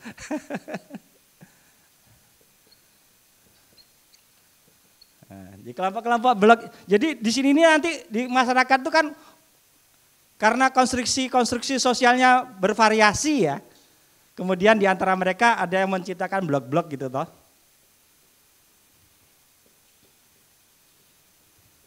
Nah, tapi sebetulnya ini pembentukan karena relasi-relasi ekonomi bisa.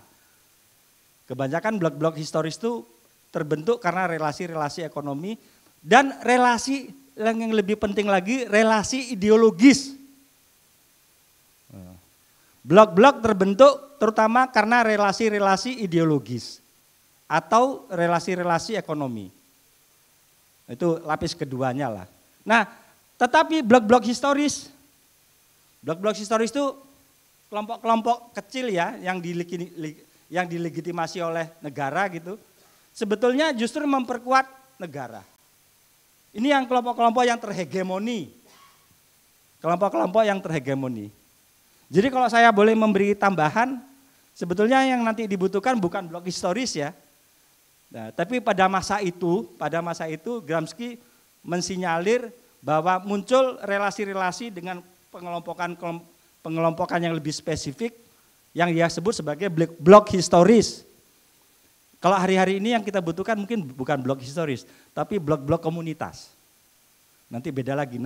Nah kalau si Nancy sama negeri itu dia nanti ngomong komunitas. Sayangnya kita hari ini nggak ngomong itu dulu.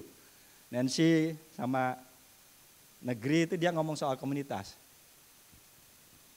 Nah, sebetulnya mungkin hari-hari ini yang kita butuhkan bukan lagi blok historis tapi blok komunitas ya.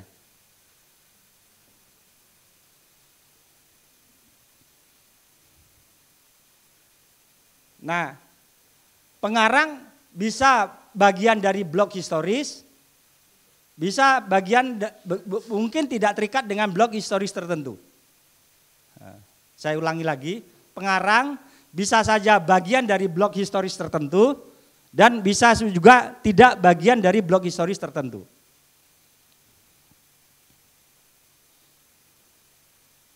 Nah, pengarang menulis karya sastra. Nah, pertanyaan Gramsci, nah ini yang banyak keliru nih teman-teman. Banyak keliru analisis Gramsci. Analisis Gramsci itu muaranya ingin membuktikan apakah pengarang terhegemoni oleh ideologi dominan tertentu atau tidak. Jadi pertanyaannya ke pengarang.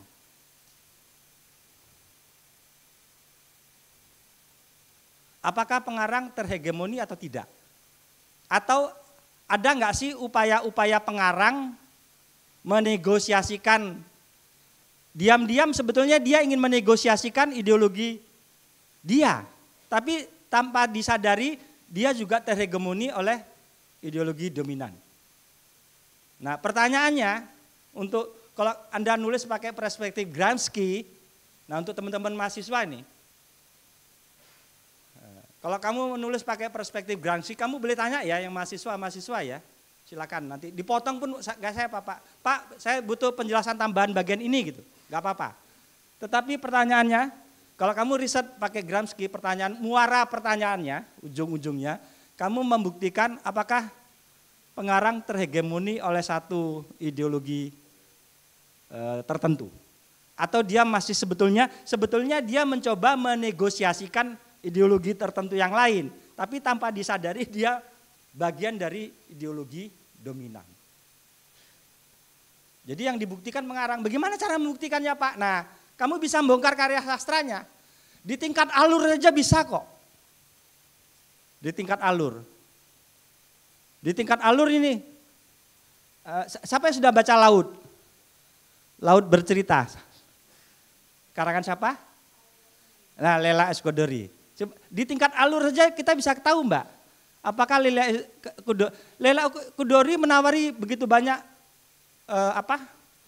begitu banyak kemungkinan ada variasi-variasi yang berbeda di dalam kehidupan mahasiswa. Salah satu tokohnya adalah laut, betul? Nah, di tingkat alur, laut kan mati. Nah, di tingkat alur laut mati artinya apa? Leila Chudori juga nyerah. Dia nggak punya cara. Kalau lautku hidup, dia mau ngapain? Apakah dia bisa menjadi pemimpin? Enggak semuanya. Begitu kuatnya kontrol negara, begitu kuatnya ideologi dominan. Bahkan Leila Chudori pun bingung nih. Mau diapain ini laut? Sudahlah dibuat mati aja selesai. Deus ex machina. Ada dewa yang menyelesaikan. Jadi di tingkat alur bisa. Belum lagi di tingkat data-data tertentu.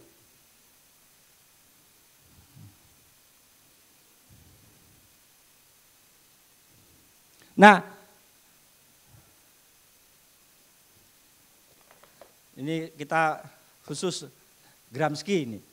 Kalau kamu riset Gramsci, gimana dong Pak urutannya? Nah, kan gitu toh.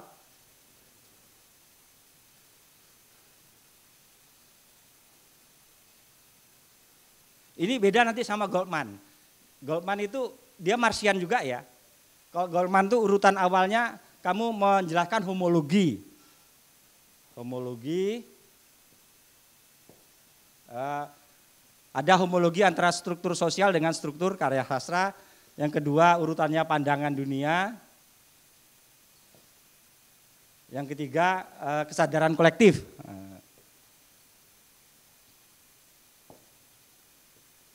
Nah, ini Goldman. Aku nggak bicara Goldman ya. Ini kita Gramsci ini. Apa dulu dong, kita ngomong apa dulu dong? Kalau gimana caranya pakai Gramsci?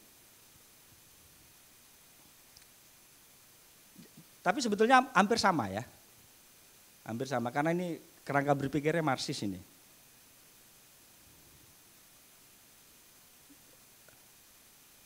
Siapa yang masih ingat? Rahil masih ingat nggak kalau pakai Gramsci gimana?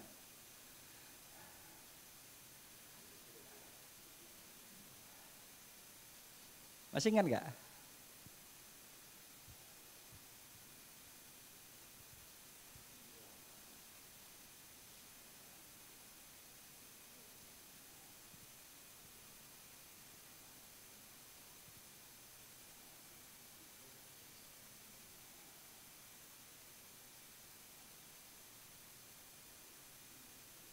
Gimana sih kalau mau mengkaji Gramsci itu kira-kira? Ideologi apa itu? Yang mana?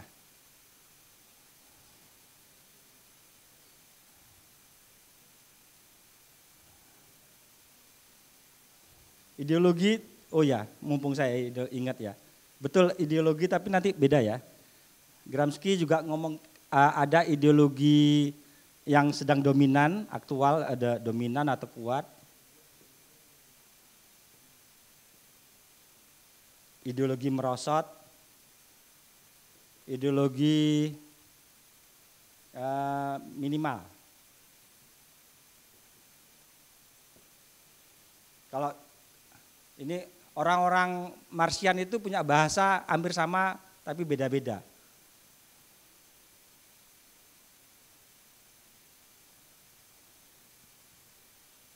Jadi mungkin di negara kita nggak tahu ini yang masih dominan atau kuat atau sudah mulai merosot atau minimalis.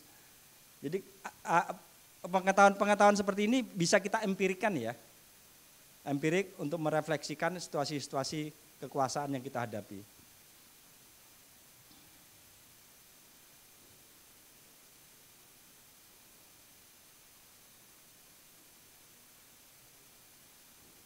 Kita bisa melihat untuk kajian Gramsci adalah relasi-relasi antar tokoh di dalam novel. Oh ya, kalau saya menyebut sastra, itu sementara sama dengan hari ini sama dengan prosa dulu ya. Saya belum menyebut puisi ya, saya prosa dulu hari ini. Nah, kita bisa mengidentifikasi relasi-relasi antar tokoh. Relasi-relasi antar tokoh. Nah, bentuk-bentuk relasi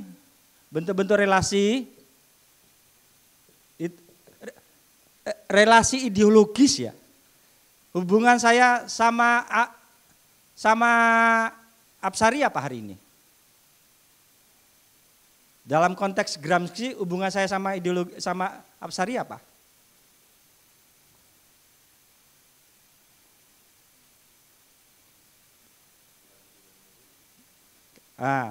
Kalau hubungan murid dan guru, hubungannya relasinya subordinatif.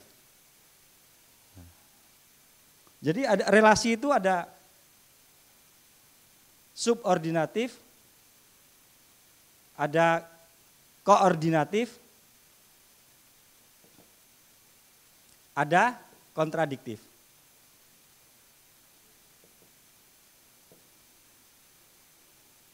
Saya dengan Cik Dekan relasinya apa? Koordinatif. Kalau saya sama hari ini, sama Apsari, sama Ansor, subordinatif.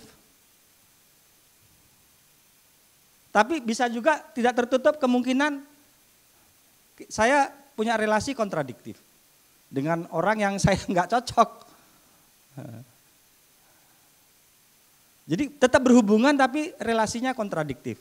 Jadi kontradiktif itu bukan berarti kemudian tidak berhubungan sama sekali, tidak. Bisa saja saya tetap berhubungan tapi saya dalam posisi ideologis yang bertentangan. Itu relasi kontradiktif.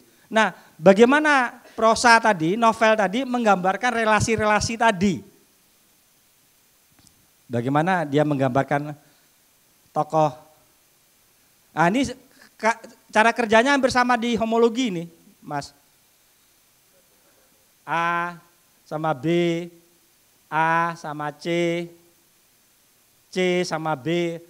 Nah, ketika bentuk-bentuk relasi ini teridentifikasi, Anda menjadi tahu pengarang terhegemoni apa. Langkah-langkahnya kira-kira gitu.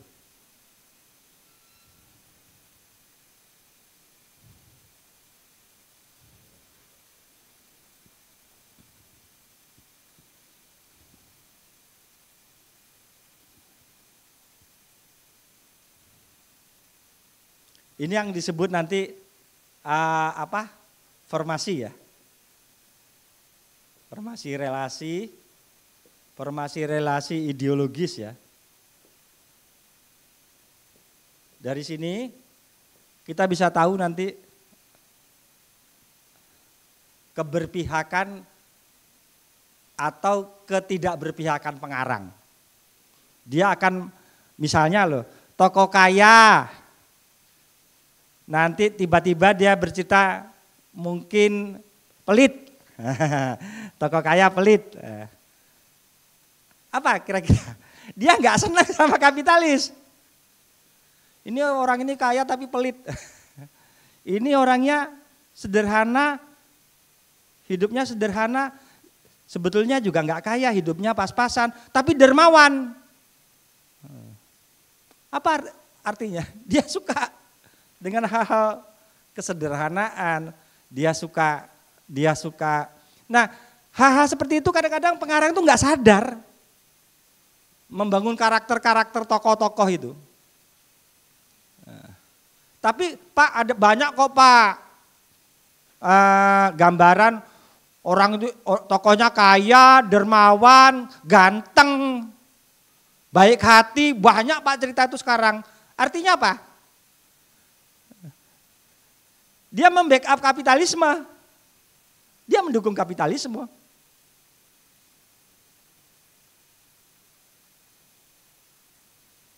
Mendukung kapitalisme yang baik lah.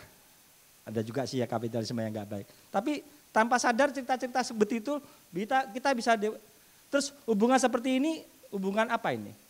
Bisa kontradiktif, bisa subordinatif, bisa koordinatif. Nah, bentuk-bentuk relasi seperti ini memungkinkan kita bisa mengidentifikasi dari sebetulnya diam-diam pengarang itu menegosiasikan apa.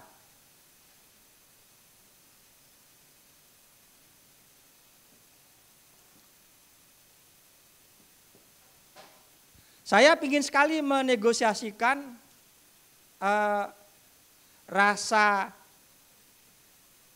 keberpihakan saya terhadap sesuatu yang pemahaman-pemahaman religius yang saya pahami.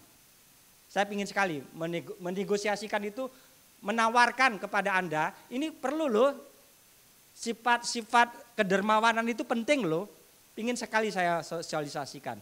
Kalau ketika saya menulis sebuah novel. Tapi tanpa saya sadari, saya juga diam-diam pendukung kapitalisme. Itu keperucut kok Mas, keperucut itu kalau bahasa Jawa itu nggak sadar, nggak sengaja. Jadi antara yang dia negosiasikan dengan yang terhegemoni oleh di dalam diri pengarang itu bisa dua hal yang berbeda. Nah kita membongkar itu gitu loh.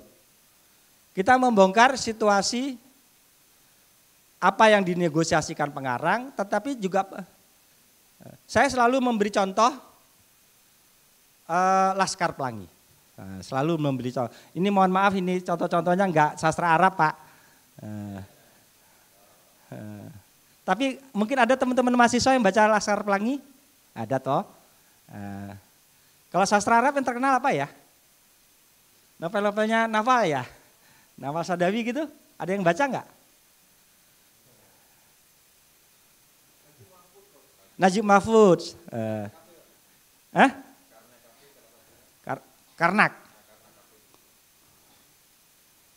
Itu saya sudah pernah bimbing tesis. Bisa dicek itu. Mas Afis ya. Afis ya. Tentang Karnak itu. Tapi saya mohon izin mungkin ilustrasinya yang novel Indonesia ya. Yang populer-populer aja.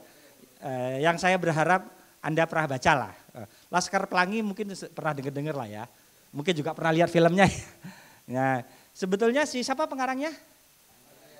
Andre Hirata. Andre Hirata tuh mungkin di dalam diri dia pingin sekali simpatik sama orang yang sederhana, orang yang hidup di pinggir industri apa ya? Timah ya. Industri timah dan segala macam. Dia pingin nasibnya baik, bisa berkembang ke depan, dia memperjuangkan itu. Tapi terus cara berjuangnya pendidikan, apalagi ya. Tapi niat baiknya sebetulnya dia diam-diam dia berpihak pada apa? Mimpi-mimpi dia kan mimpi-mimpi borjuis itu. Ya, diam-diam sebetulnya dia seorang kapitalis. Tapi kan kita senang, kita pun ikut senang kalau ada orang sukses. Kita kan senang, waduh teman saya sekarang pengusaha loh, teman saya sekarang jadi pejabat loh, teman saya sekarang sudah kaya raya, kan kita senang. Artinya diam-diam kita juga punya rasa simpatik terhadap keberhasilan dan kesuksesan ekonomi. Nah, kalau temenmu jadi ulama kan nggak kamu cerita-ceritain. Oh dia sekarang ulama. Wah heran saya, dulu enggak loh. Enggak kelihatan loh dia soleh ya. Kok belakangan ini heran tiba-tiba dia jadi ulama. Karena ada kemungkinan situasi-situasi seperti itu. Bahkan kamu heran kok ada teman kita tiba-tiba jadi ulama.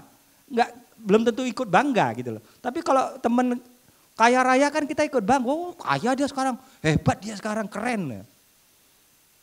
Nah pernyataan-pernyataan itu juga ketika saya komentar pun, yang komentar yang berharga itu komentar yang spontan ya. Kalau sudah mikir-mikir nggak spontan. Nah nanti itu masuk ke zigzag nanti. Penjelasannya berangkai-rangkai. Ini masih di Gramsci dulu. Gramsci dulu. Jadi kalau yang asli dari Bapak, kalau komen sama saya Pak, itu penjelasan pertama yang spontan. Nah itu Bapak itu. Sama kalau guyon-guyon sorry, asam ya, kan beda dengan astagfirullah, kan beda kan. Yang kamu yang astagfirullah apa yang asam?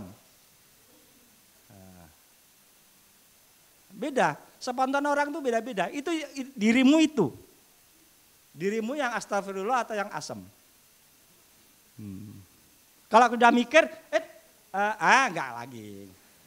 Sudah enggak asli.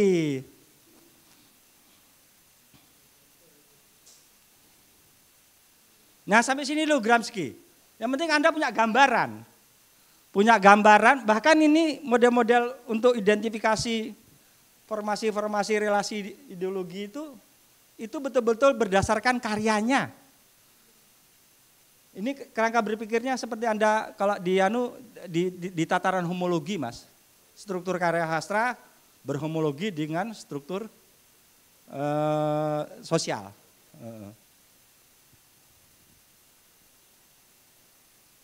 Jadi bahkan data itu sampai ke tingkat kalimat ya.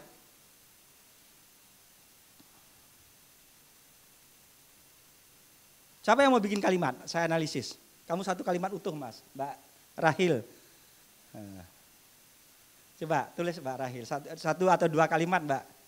Nanti kita analisis.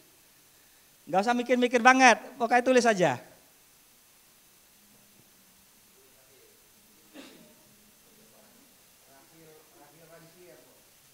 Dia Rancirian dia. Nulis saja sembarang, 2 kalimat 3 kalimat lah. Yang tiba-tiba terpikir dalam dirimu.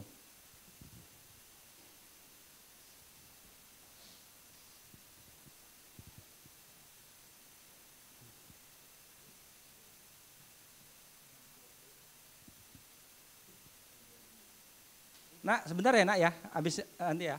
Saya sama anak saya.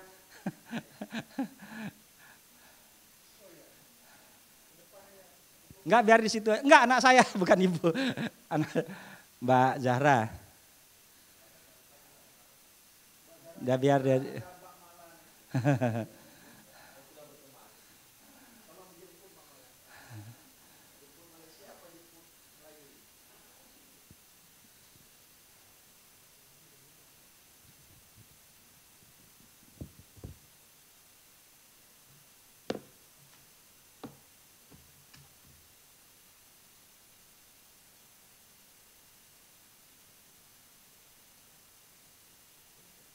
Nanti yang karena ini agak basic di sini akan meminta waktu sedikit. Tapi nanti kalau sudah masuk berdiri segala macam lebih cepat. Karena saya tidak lagi pakai pengantar. Saya langsung masuk teori berdiri apa, teori lancar apa, bisa lebih cepat. Tapi kalau awal-awal kayak gini, pengantarnya perlu buka ruang agak banyak gitu. Buka ruang agak banyak. Alhamdulillah pada hari ini dapat kembali belajar bersama dengan subjeknya guru dah. Alhamdulillah pada hari ini. Nah, subjekmu mana? Hari ini saya koma.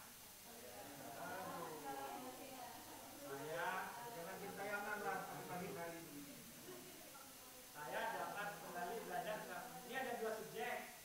Saya, Mbak Rahim, guru. Istilah guru itu berarti dia menghormati saya. Hubungannya koordinatif, subordinatif. Dia menempatkan diri sebagai murid, guru, memahami sosiologi sastra. Jadi dari sini kelihatan ada dua subjek. Dan relasi yang terbangun di dalam satu kalimat ini adalah relasi subordinatif. Dalam satu kalimat. Nah, terus alhamdulillah kenapa dia perlu mengedepankan? Nah, begitu toh? Karena dia memperlihatkan posisi sosial dan agamanya. Agama dia, artinya dia orang Islam. Gak mungkin dia mungkin distraksi dengan kesengajaan tertentu ya juga. Tapi ini spontan secara tidak langsung memperlihatkan posisi sosial dan agamanya. Oh, berarti dia orang Islam. Nah, ini identitas, kaitannya dengan identitas. Pada hari ini waktu ya dapat kembali. Berarti dulu dia pernah ketemu sama saya. Dia pernah ketemu sama saya dan pasti memahami topik isunya lebih saja. Nah, dari sini kita bisa menganalisis ini bahwa Rahil posisinya relasinya tersubordinasi dengan saya. Saya dulu dia, tapi dia memperlihatkan rasa syukur dia dengan cara apa yang dia yakini sebagai orang Islam, alhamdulillah. Dan dulu pernah bertemu. Artinya mungkin kalau dia bersyukur, dia memperlihatkan rasa gembiranya. Rasa gembira dia. Kalau dia nggak gembira kan nggak alhamdulillah. Kalau dia nggak gembira. Natural kayak ini. Tidak natural. Nggak ada yang natural. Konstruksi sosial itu lah. Nggak natural pokoknya. Enggak, lagi enggak ya. Tetap ya. Gak ada yang natural. Yang natural nanti agak sulit ya. Tadi sudah tentang ada tetap ada hal-hal yang natural. Tapi kalau sudah kalimat gak ada natural.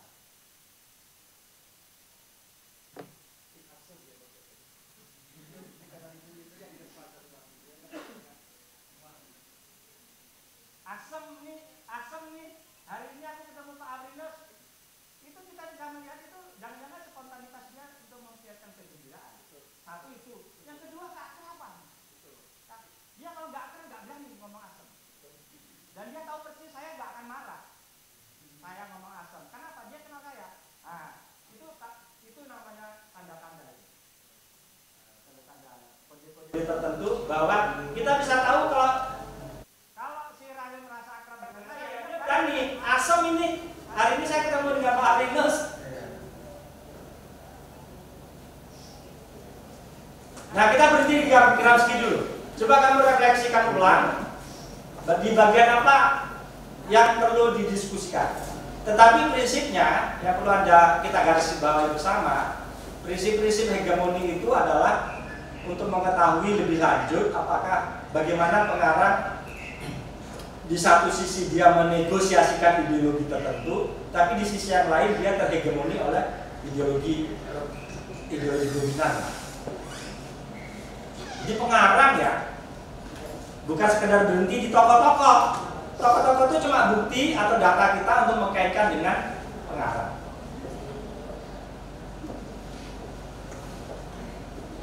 Prof, menegosiasikan ini boleh dimaknai pesanan, Prof?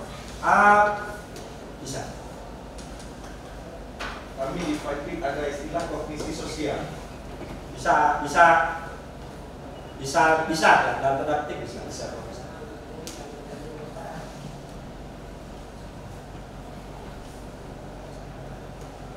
Yang hubungan antar tokoh, Pak, di Gramsci kan hubungan antar tokoh yang mengeluarkan koordinasi ataupun kontradiktif.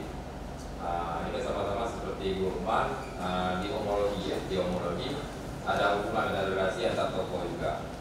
Tetapi di Kurma kan ada satu lagi relasi tokoh dengan alamnya, atau dengan Tuhan, dengan Tuhannya, dengan barang yang dimilikinya.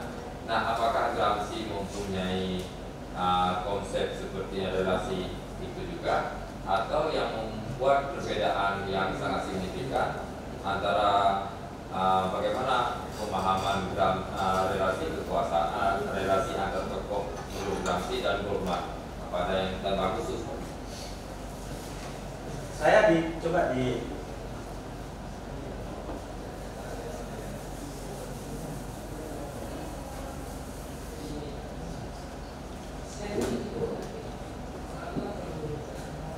ini ada tokoh itu juga berlapis-lapis ya ideologinya ya. Nah, saya itu seorang kapitalis nih saya ini. Tapi saya juga seorang humanis. Saya juga seorang oportunis. Oportunis belum tentu ideologis ya. Pragmatis, Pak. Pragmatis boleh. Pragmatis itu ideologi nggak ya? Pragmatisme Kan ada filsafatnya. boleh. Oh ya, pragmatisme. Siapa si Jameson ya?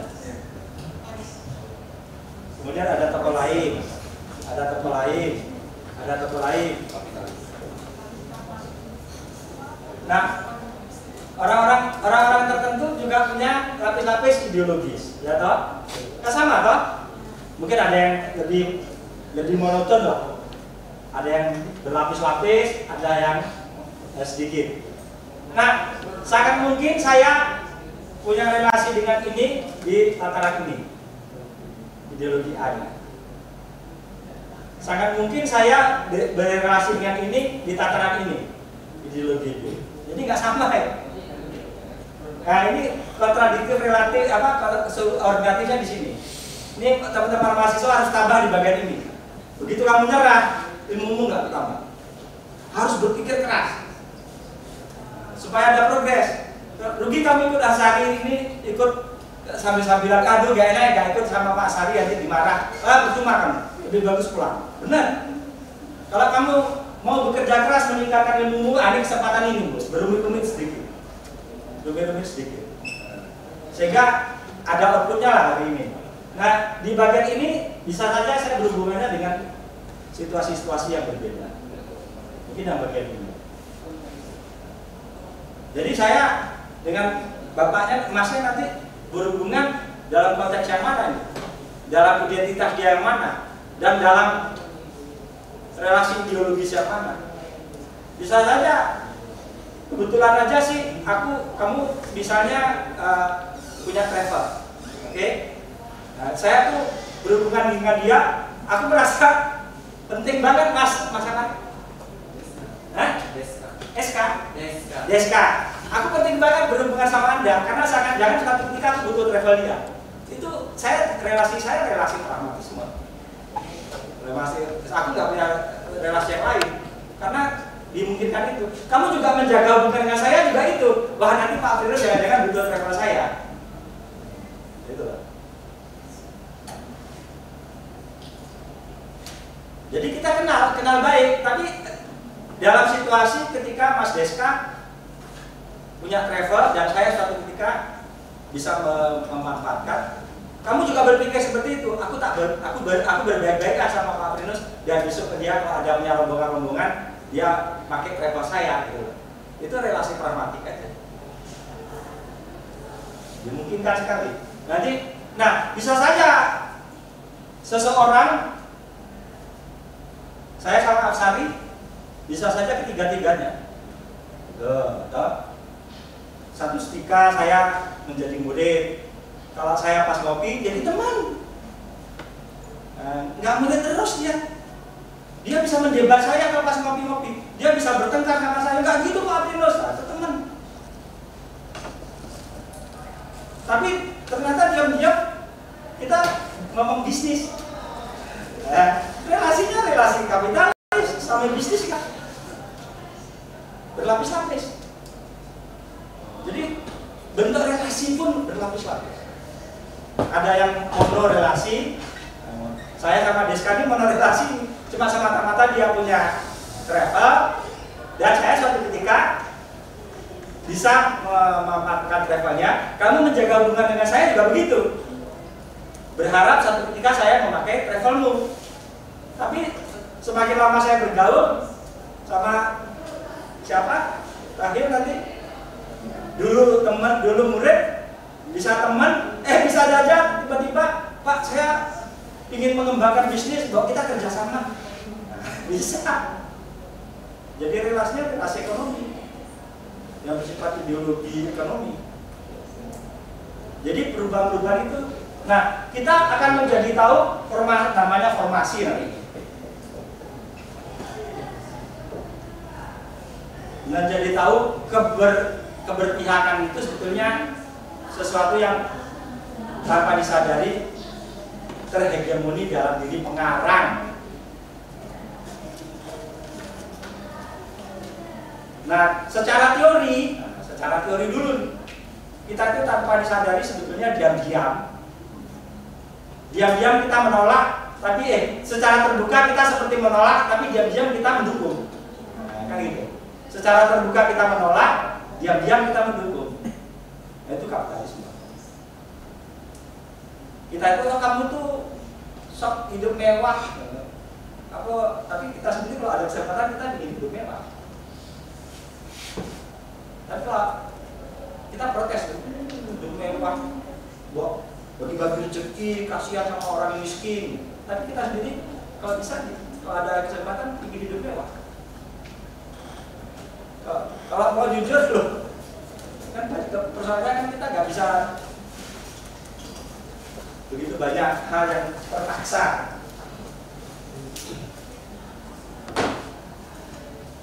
Silakan sebelum masuk ke teori lain nanti. Di Gramsci dulu. Prof, izin mungkin ini menjadi ulang yang Prof sampaikan di awal. Tadi Prof pernah menyampaikan bahwasanya pengarang itu bisa menjadi blok histori tertentu dan tidak bisa menjadi blok histori tertentu. Yang pertama itu maksudnya gimana Prof? Saya belum paham. Pengarang bisa menjadi blok histori tertentu dan tidak bisa menjadi blok histori tertentu.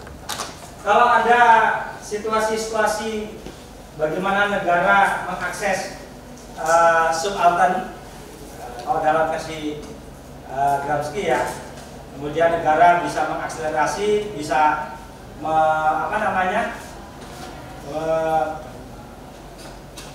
mengelaborasi terus-menerus apa maunya negara, itu diam-diam subaltern dalam kelompok-kelompok kecil dia berkelompok nanti.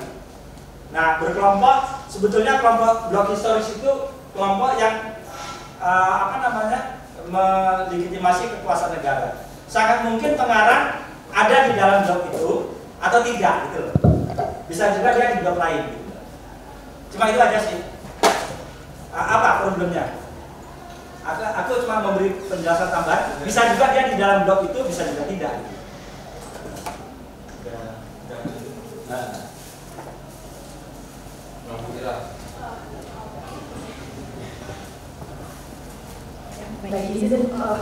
Jadi kan kalau saya kebetulan penelitian saya lebih ke sastralisan, banyak ke sastralisan. Saya berpikir sebagai tukang cerita, posisi tukang cerita di kelas itu. Kalau misalnya yang tadi Bapak bilang harusnya itu beliau tukang cerita itu kan harusnya ada di kelas pembuat regulasi ya kan, pemberi mitos dan lain-lain. Tapi tapi kalau sekarang memungkinkan tidak mereka itu menjadi intelektual tradisional kah atau mungkin organik kah seperti itu? Karena sekarang kalau saya lihat di lingkungan sekarang itu sepertinya mereka lebih ke buruh seperti itu. Buruh yang dipekerjakan seperti itu. Mungkin ada pandangan apa? Iya. Yang ini sastralisan, Pak.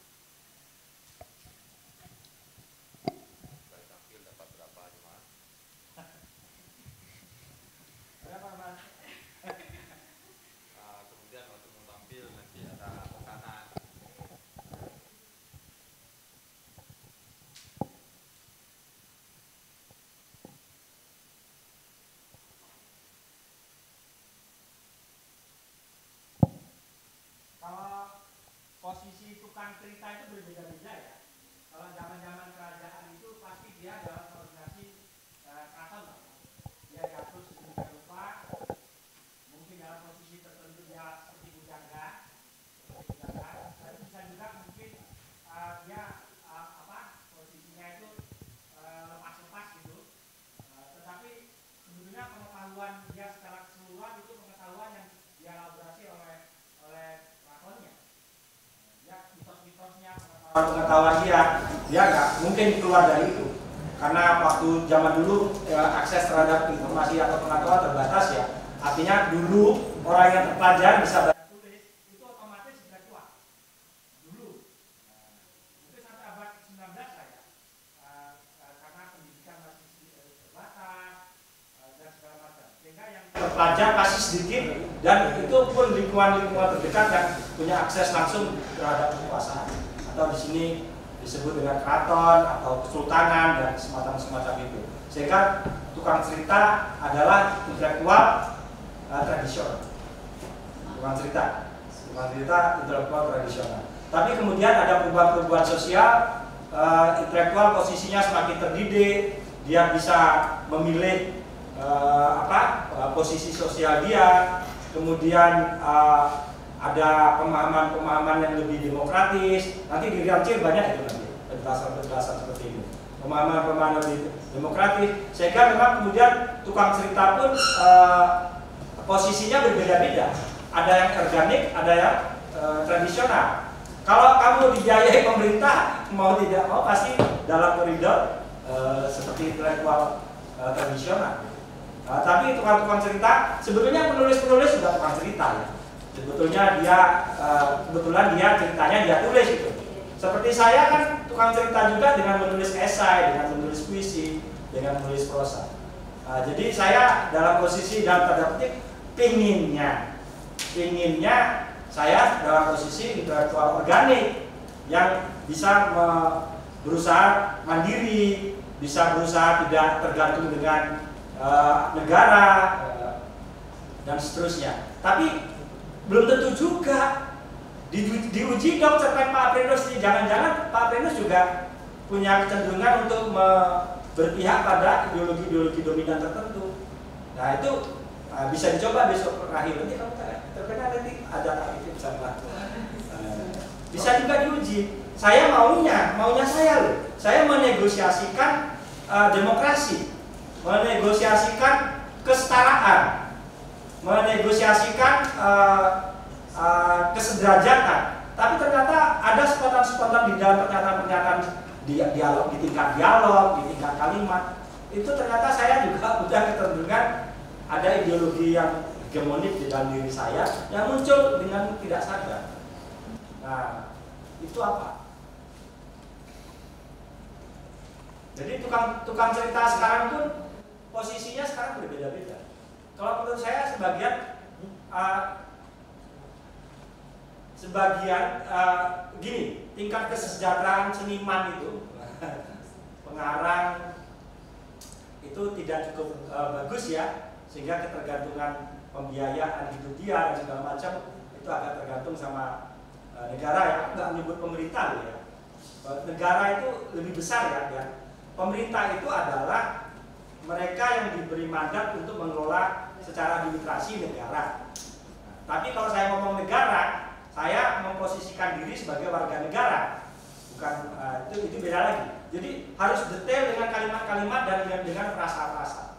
Kapan saya ngomong warga negara, kapan saya ngomong intelektual, kapan sebagai warga bangsa.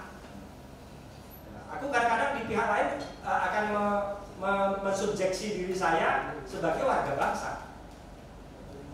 Nah, karena mungkin tingkat ketergantungan dengan sumber-sumber ekonomi agak rendah, banyak tukang cerita kita hari-hari ini menjadi intelektual tradisional. Dia melegitimasi kekuasaan, dia melegitimasi ideologi dominan, dia melegitimasi situasi-situasi yang hari-hari ini terjadi. Ya kamu kan gak kerja keras dong. Kalau mau hidupmu sejahtera, itu dia melegitimasi apa? Jadi statement-statement itu sebetulnya bagian dari satu siasat-siasat untuk sekaligus memperlihatkan kamu dalam posisi sosial yang mana. Jadi kompleksitasnya tinggi dan itu bisa dilihat dari pernyataan-pernyataan.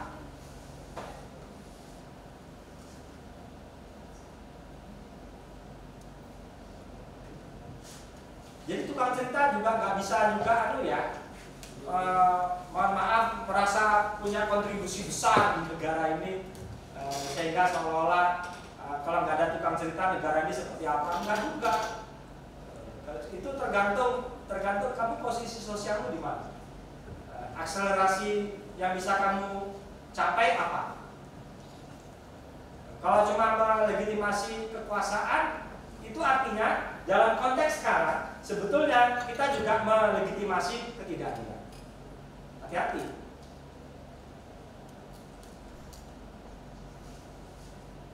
Jadi jangan bangga juga tugas negara. Saya kalau pergi-pergi, aku lebih senang sambil goya-goya, aku sedang menyelenggarakan, sedang mengabdi kepada bangsa Indonesia, bukan bangsa negara. Misalnya, karena saya berusaha sepeka mungkin dengan frasa-frasa yang saya pakai. Kapan saya memakai negara, kapan saya memakai bangsa, kapan saya menjadi hanya sekedar warga negara atau sekedar orang awam biasa. Semuanya ada konteks-konteksnya. Nah, tapi dalam perspektif Gramsci, hidup adalah bersaing. Hidup adalah mengakumulasi. Kalau dalam perspektif Bourdieu nanti hidup adalah mengakumulasi modal.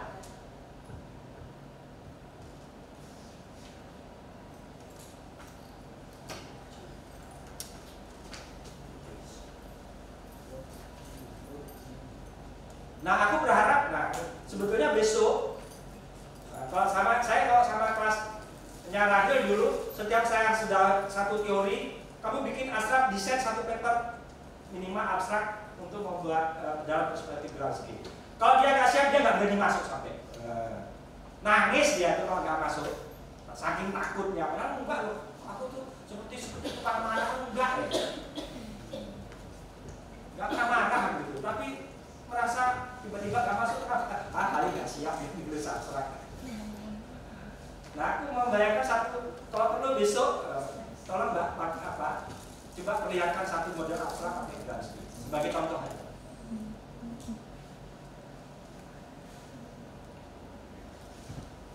Nanti kalau Bourdieu seperti apa rencananya, kalau Rancière risetnya seperti apa, beda-beda Pak, bahkan kosakatanya beda. Jadi kalau Bapak Ibu pakai Gramsci, minimal muncul kosakata dia. Intelektual muncul, subaltern muncul, kelas, common sense, ada lagi satu common sense belum masuk. Kita itu masyarakat itu kebanyakan pengetahuannya hanya bersifat common sense. Pengetahuan orang awam itu hanya common sense. Dan common sense itu menipu.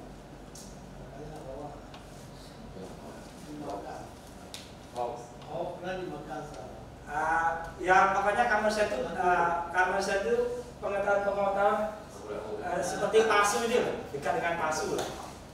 Pengetahuan populer, common sense itu pengetahuan populer dan banyak kelirunya. Banyak nggak mesti keliru ya, banyak kelirunya. Ada istilah pengetahuan. Jadi orang biasa itu pengetahuannya common sense, hanya bersifat populer, bisa benar bisa enggak. Muncul kemudian relasi, hegemoni, situs-situs kebudayaan, situs-situs historis itu harusnya muncul semua dalam frasa secara akademik. Kalau kamu nulis artikel dalam pendekatan Gramsci,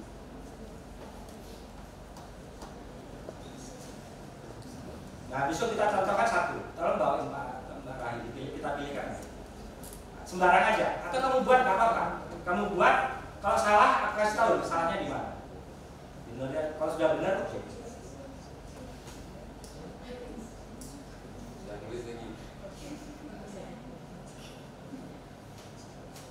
Nah, habis ini kita Galton. Habis Gramsci Galton. Mau istirahat dulu.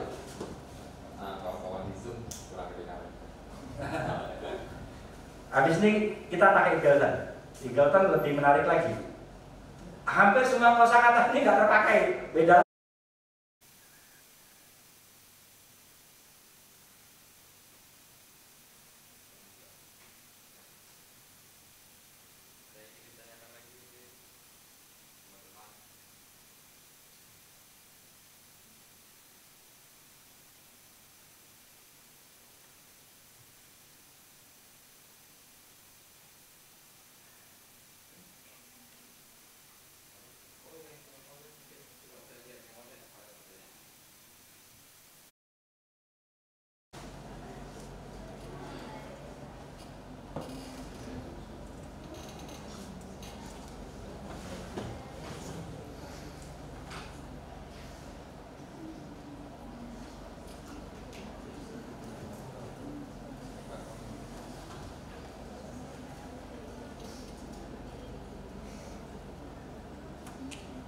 Nah, saya mohon izinnya kita sampai setengah satu ya. Saya mau nambah, jadi sampai jam nanti setengah satu kita istirahat ya, 2 teori Gramsci sama Eagleton. Nanti setengah 2 sampai jam 4 gitu atau jam setengah 5 kita 3 teori.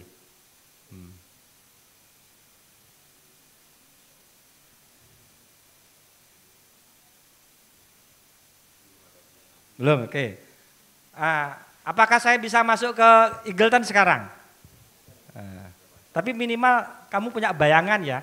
Oh, Gramsci itu hegemoni itu apa sih? Saya tanya ulang lah. Hegemoni adalah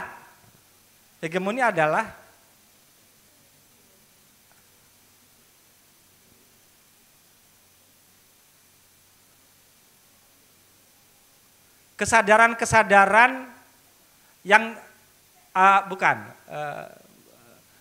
kalau secara apa namanya terminologi awal gitu adalah kepemimpinan moral yang bersifat persuasif gitu kan, yang kamu dengan secara halus kamu punya keberpihakan dan mendukung saya itu atau mendukung kekuasaan. Tetapi maksudnya hegemoni itu adalah keyakinan-keyakinan ideologis yang nggak disadari lagi. Dan sebetulnya tidak ada manusia yang tidak terhegemoni, nggak ada. Karena apa? Nggak disadari lagi. Hegemoni itu nggak disadari. Jadi enggak, aku tuh nggak suka. Padahal karena nggak disadari.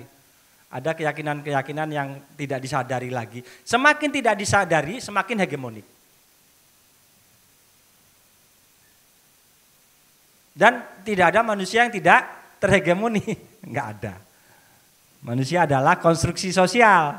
Artinya apa? Dalam perspektif Gramsci, manusia adalah sesuatu yang terhegemoni.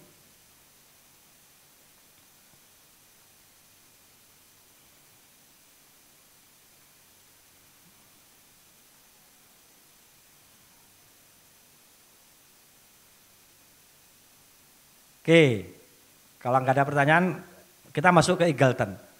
Kita sampai setengah 1 kita istirahat, nanti setelah isoma setengah 2 sampai sore kita 3 teori.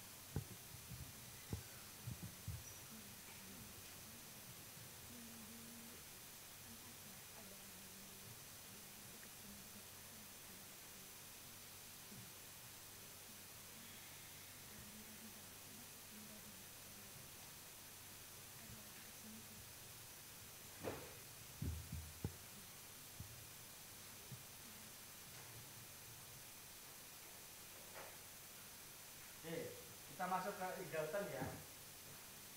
Eagleton, nama lengkapnya Terry Eagleton. Banyak nulis buku tapi belakangan ini dia jadi pendeta ya. Banyak nulis buku.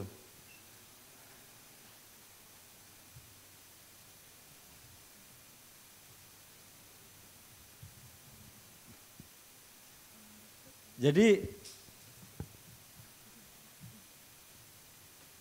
Eagleton.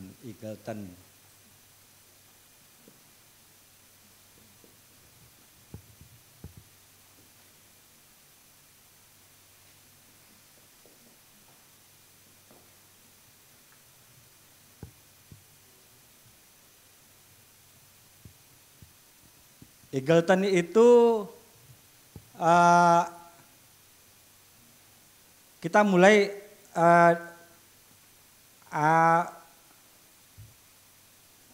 ntar supaya mudah saya mulai dari mana ya.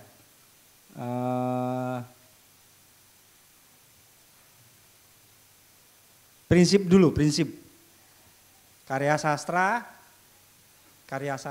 Coba di karya sastra merupakan produksi struktur ideologi negara. Karya sastra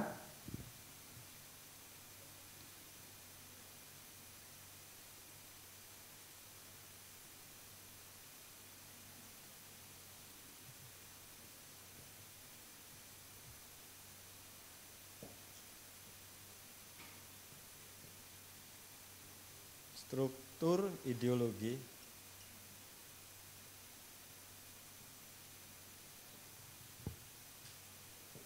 Jadi tingkatnya negara ya. Karya sastra merupakan produksi struktur ideologi negara. Nah, aku menggambarkan negara lagi. Aku tetap model piramid itu ya. Karena kondisinya memang begitu. Yang elit dan penguasa itu sedikit, yang middle ya dalam posisi menengah, dan yang paling banyak saya menggambarkan misalnya begini. Ini penguasa, ini middle class-nya, ini masyarakat pada umumnya. Nah, ini negara. Kalau karya sastra merupakan produksi struktur ideologi negara.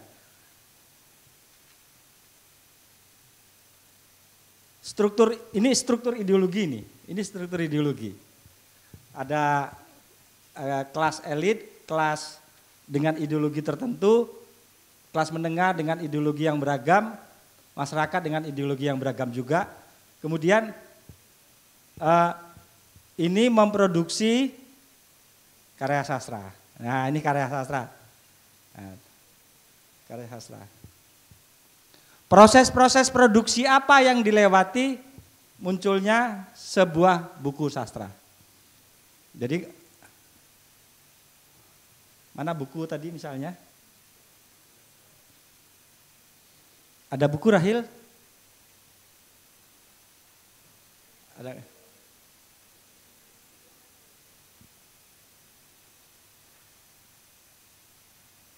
Ini negara bisa di dalam kurung ya. Tapi memang mau nggak mau kita ngomong negara.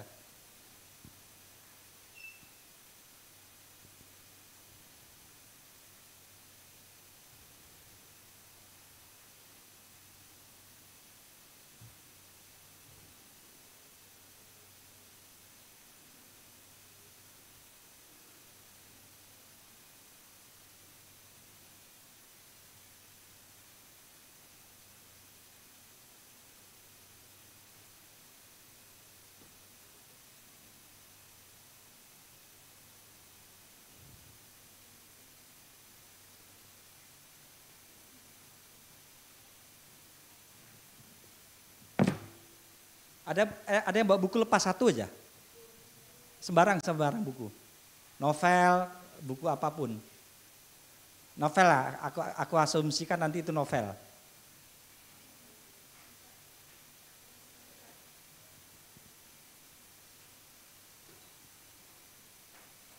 Nah, kita harus membayangkan ini sebuah novel.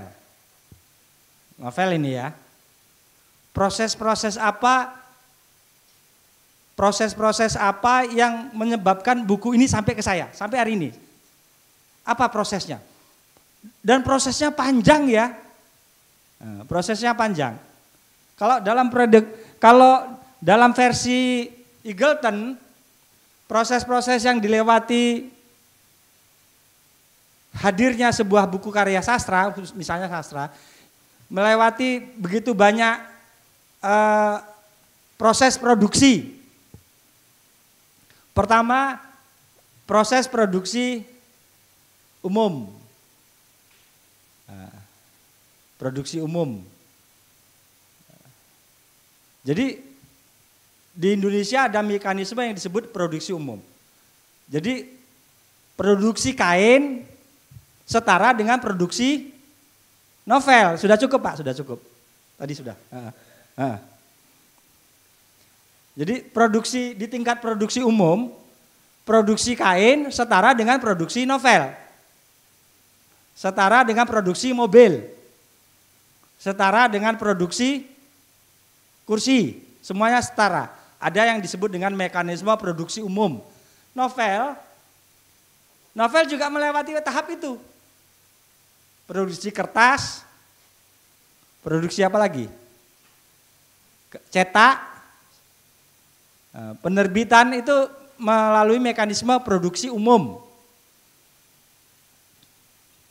Kemudian tahap berikutnya melewati tahap produksi sastra.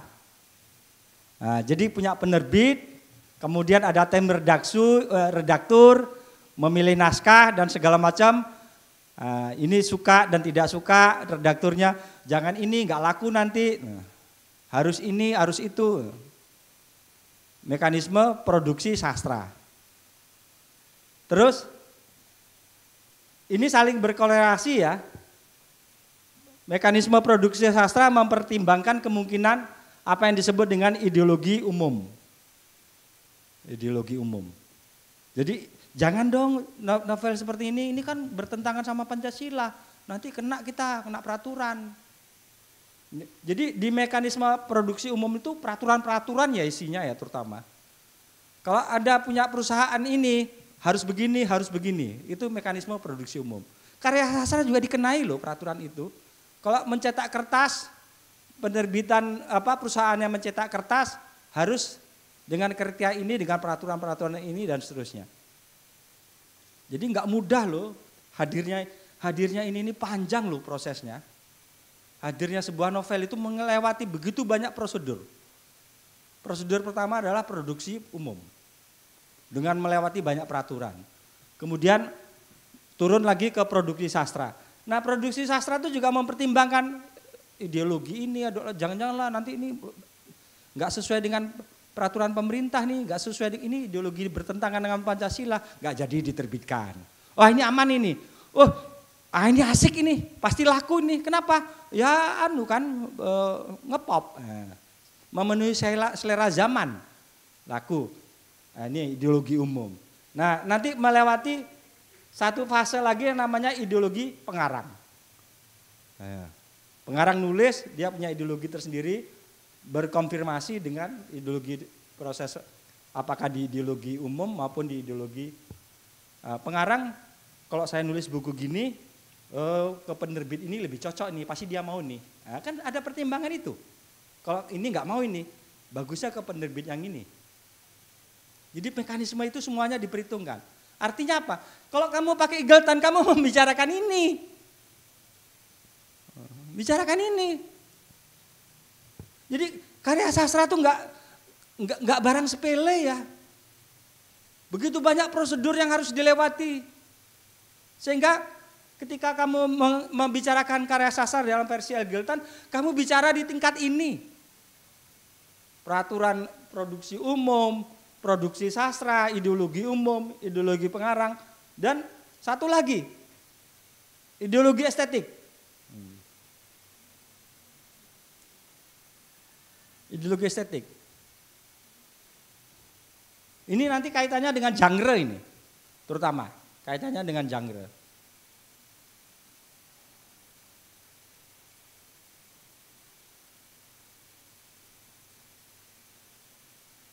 Jadi ini yang dimaksud dengan struktur ideologi. Pendekatan teori Eagleton itu disebut dengan pendekatan materialistik ya.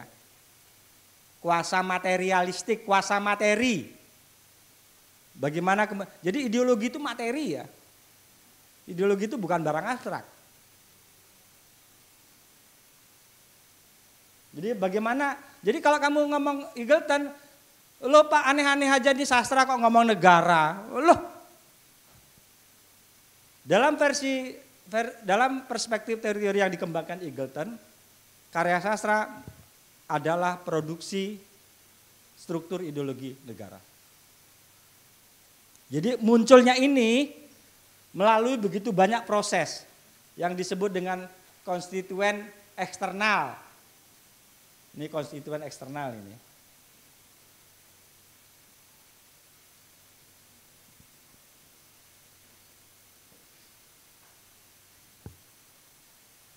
Loh, kalau ada konstituen eksternal berarti ada konstituen internal dong, kan gitu toh. Nah, konstituen eksternalnya juga di sini. Jadi pengarang itu berkorelasi, misalnya posisi pengarang di sini ya. Dia berkorelasi dengan mungkin kebebasan atau peluang-peluang dia mengelola bahasa, sejarah dan bahasa. Jadi konstituen internal adalah peluang kebebasan pengarang mengelola bahasa dan sejarah. Jadi di satu sisi pengarang terikat dengan ideologi umum, nah kalau bahasanya Gramsci mungkin dia terhegemoni dengan ideologi dominan maksudnya. Ideologi umum itu ideologi dominan. Tapi di sisi-sisi lain dia punya peluang untuk mengelola bahasa secara individual. Nah kenapa? Nah kembali ke konsep dasar tadi, manusia punya kesadaran kolektif, di bagian kesadaran kolektif dia terhegemoni. Di bagian kesadaran individual dia punya peluang untuk mengelola bahasa dan sejarah. Nah, di bagian ini. Jadi bisa juga pengarang-pengarang tertentu terinspirasi dengan karya-karya sastra sebelumnya. Kalau dalam terminologi mungkin intertext ya. Tapi kalau dalam terminologi Eagleton, karya sastra satu produksi yang memproduksi. Gimana itu? Produksi yang memproduksi. Produksi yang memproduksi. Kalau dalam bahasa lain intertext, tapi dalam bahasanya Terry Eagleton, produksi yang memproduksi. Jadi bisa saja nanti ada pengarang-pengarang lain juga walaupun melewati proses konstituen eksternal, tetapi dia punya peluang kalau dalam terminologi intertext ya, mungkin intertextnya model-model Kristeva itu ya. Model-model Kristeva, Julia Kristeva ya. Itu bisa juga kalau dalam terminologi Eagleton, karya ini memproduksi karya yang lain. Jadi bisa saja dalam konstituen dan kemandirian pengarang-pengarang tertentu, dia memproduksi karya sastra yang lain. Jadi seperti misalnya, mungkin kalau sekarang itu misalnya apa ya, misalnya pentas drama, Kapai-Kapai, pernah dengar Mas? Absari? Siapa lagi? Karya sastra apa yang kamu drama apa yang terkenal? Waiting for Godot, bolehlah. Waiting for Godot. Bertolt Brecht ya.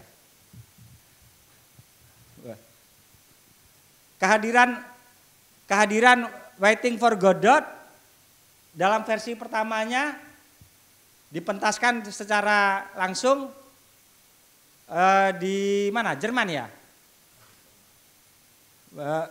Jerman. Tapi bisa saja kemudian ketika dipentaskan lagi sama naskahnya atau sama terinspirasi ini, sutradara lain mementaskan lagi, dia mengelola Waiting for Godot sesuai dengan konteks historisnya. Nah, jadilah ini versi Waiting for Godot versi 1, Waiting for Godot versi 2. Maksudnya itu. Jadi ini memproduksi ini. Karena konteks historisnya sudah beda. Bahasa-bahasanya mungkin disesuaikan. Sama dengan kalau bahasa lain ya. Betina. Dulu konteks betina bagus ya. Tahun-tahun 40-an sampai tahun 50-an tuh betina tuh terhormat. Sekarang kita tidak suka ya disebut betina. Gak suka, mungkin kamu marah. Dasar betina. Dulu betina tuh bagus. Nah, artinya apa? Bahasa punya beban sejarahnya sendiri-sendiri. Punya konteks historis dan pemaknaannya sendiri-sendiri. Jadi kalau dulu di sini ada kata betina, di sini mungkin waktu itu terhormat. Tapi diproduksi lagi, di sini kata mungkin gadis. Supaya pemaknaannya berubah. Tapi proses konstituen eksternalnya tetap sama. Nah, jadi peluang pengarang untuk punya kebebasan mengelola bahasa itu di konstituen internal atau yang disebut dengan mungkin ideologi teks atau ideologi bahasa sebetulnya. Ideologi bahasa juga bisa. Jadi bahasa secara historis terikat dengan konteks ideologisnya masing-masing. Ideologi dominan seperti apa, sehingga hari-hari ini ada kosakata atau frasa-frasa tertentu yang tidak sama karena konteksnya berbeda. Rezim diskursifnya berbeda.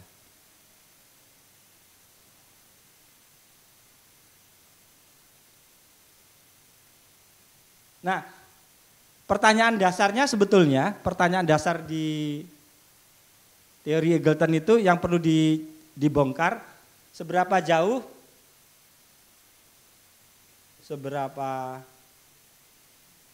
seberapa besar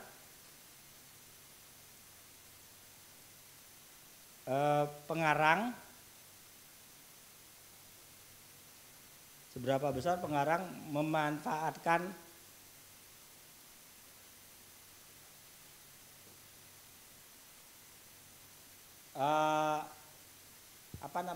ideologi internal, konstituen internal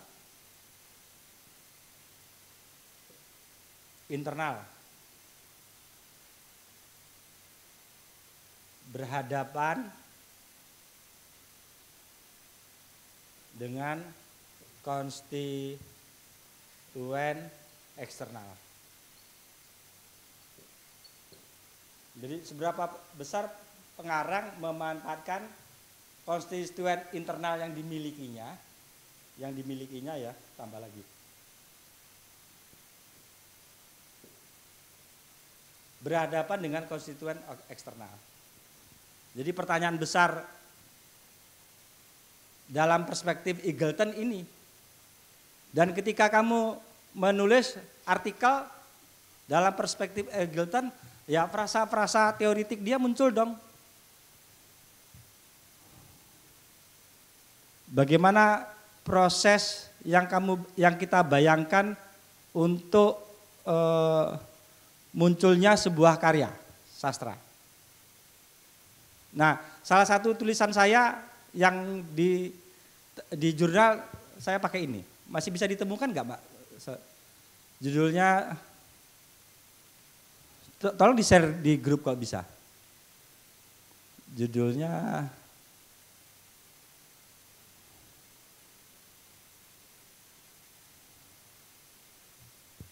Ruang Produksi Sastra Indonesia, Ruang Produksi Space Production ya.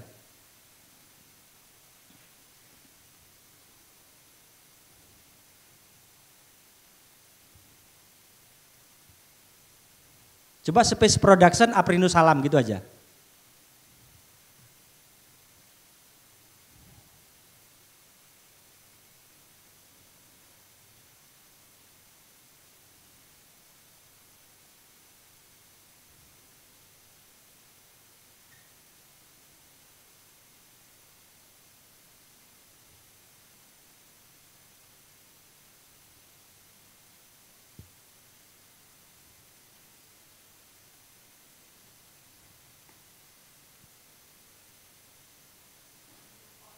Iya, iya.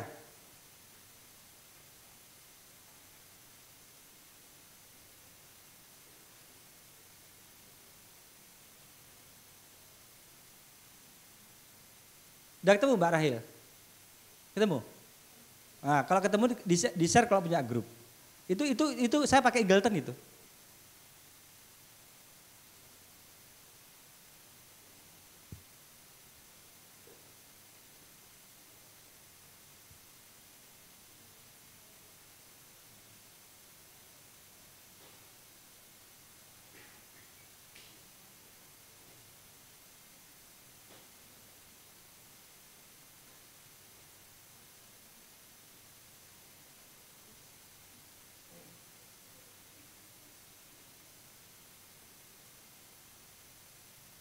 Jadi saya bisa dengan teori ini kita bisa menjelaskan di dalam satu konteks tertentu kenapa dominan muncul novel-novel populer.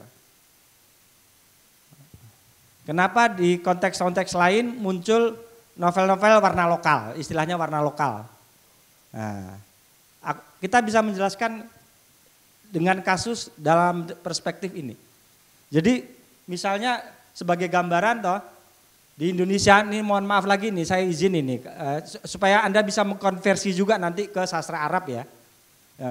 Di dalam periode tahun 1970 sampai di sini batasnya 1980. Di tahun 1970 itu tiba-tiba sangat banyak muncul novel-novel populer. Novel-novel populer yang paling terkenal itu mungkin kalau Anda masih ingat salah satunya Ali Topan Anak Jalanan. Masih ingat enggak? Ada yang pernah dengar enggak? Nah kalau Ali Topan generasi itulah.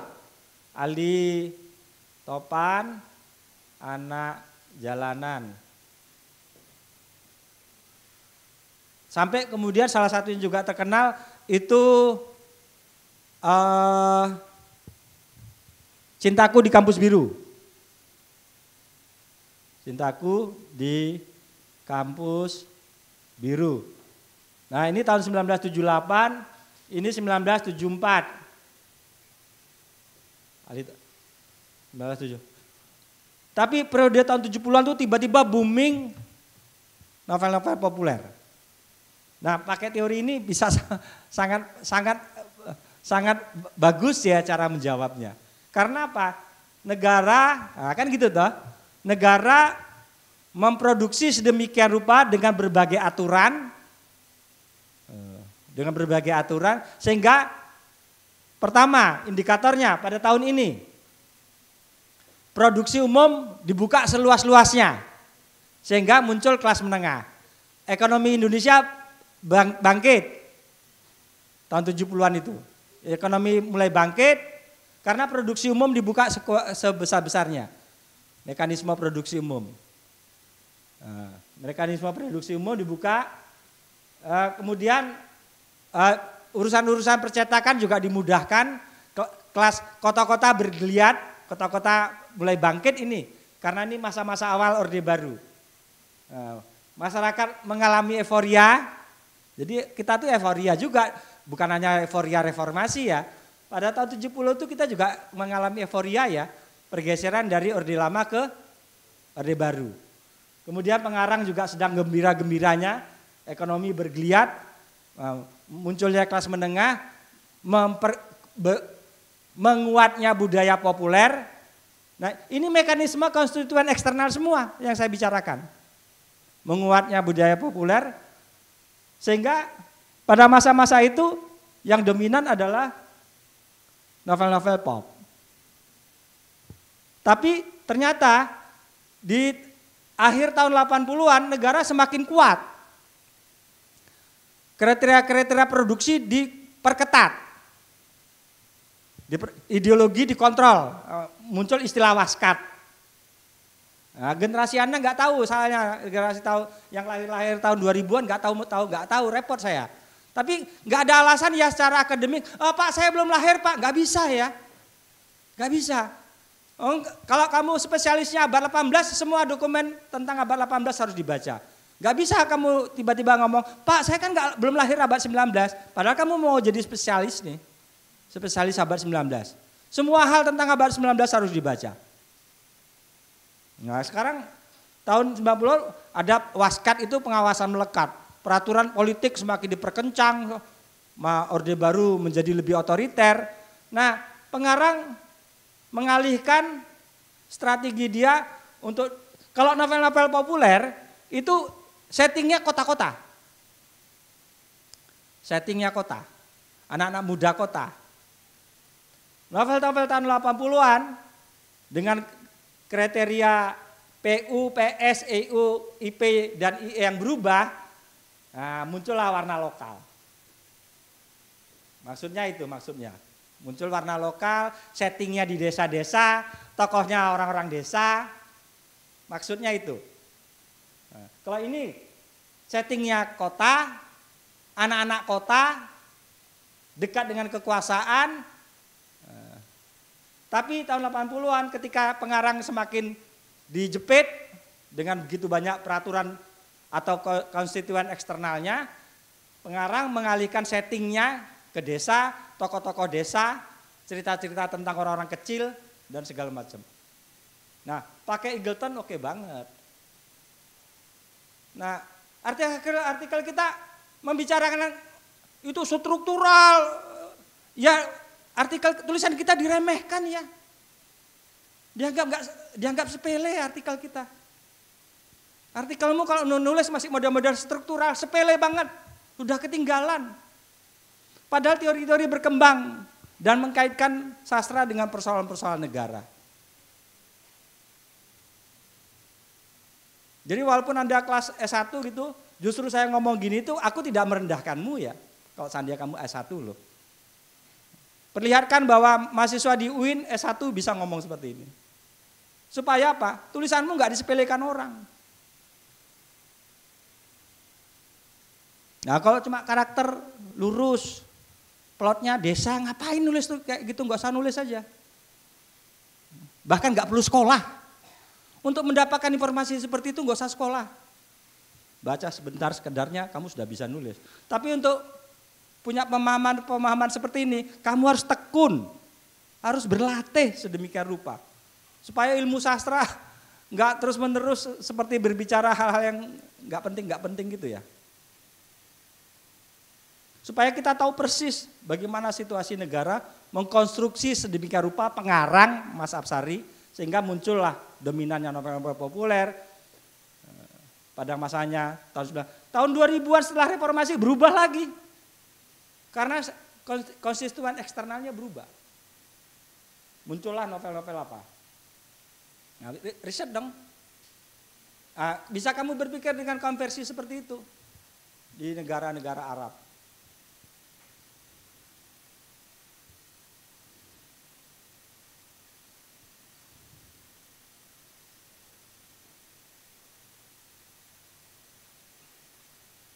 Jadi kalau sekilas itu artikel saya tentang itu tuh.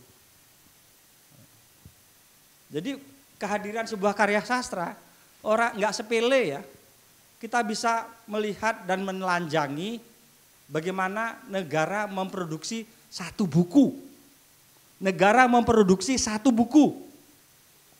Dan dia ketika memproduksi satu buku dengan begitu banyak aturan. Aturan di tingkat produksi umum setara suatu buku, mekanisme di tingkat produksi umum setara dengan satu baju, setara dengan satu mobil, setara dengan sejumlah peraturan. Peraturan apa saja yang terlibat untuk produksi buku, kertas, apalagi distribusi mesin-mesin cetak. Mobil kan juga ada mesin-mesin cetaknya. Kain juga ada mesin-mesin cetak di tingkat produksi umum. Dan produksi umum itu peraturannya banyak. Kemudian masuk ke tingkat produksi sastra. Produksi sastra menyesuaikan dengan produksi umum. Dia akan menerbitkan buku-buku yang tidak dilarang oleh pemerintah. Dia akan menerbitkan buku yang sesuai dengan selera masyarakat yang biar laku di tingkat produksi umum. Itu kalau kamu pakai Eagleton, kamu membicarakan itu semua. Enggak apa-apa masuk ke satu kasus buku tertentu. Masuk kasus bukunya si siapa? Najib Mahfud. Bagaimana kita menjelaskan Najib Mahfud pakai Eagleton?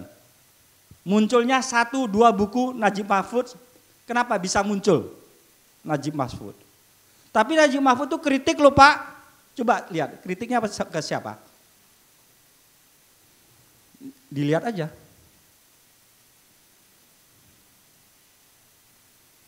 Itu sama dengan Saddam Hussein. Saddam Hussein itu penulis novel loh. Ada buku dia yang terkenal satu. Judulnya apa ya? Ada Saddam Hussein itu Pak pembenci Barat. Pembenci Barat, dia benci Barat. Tapi diam-diam dia pemuja kapitalisme. Saddam Hussein itu pemuja kapitalisme. Di tingkat permukaan dia menolak dan menentang Barat. Di bawah sadarnya dia memuja kapitalisme. Nah, itu pekerjaan kita untuk membongkar Saddam Hussein. Itu pekerjaan kita. Jadi jangan kemudian masyarakat kadang-kadang nggak tahu bagaimana kita bekerja. Jadi kalau mau nelanjangi Saddam Hussein itu kita bisa. Memang di novelnya itu kalau baca sekilas, kalau kita nggak punya perspektif teori, kita taunya dia penentang Barat.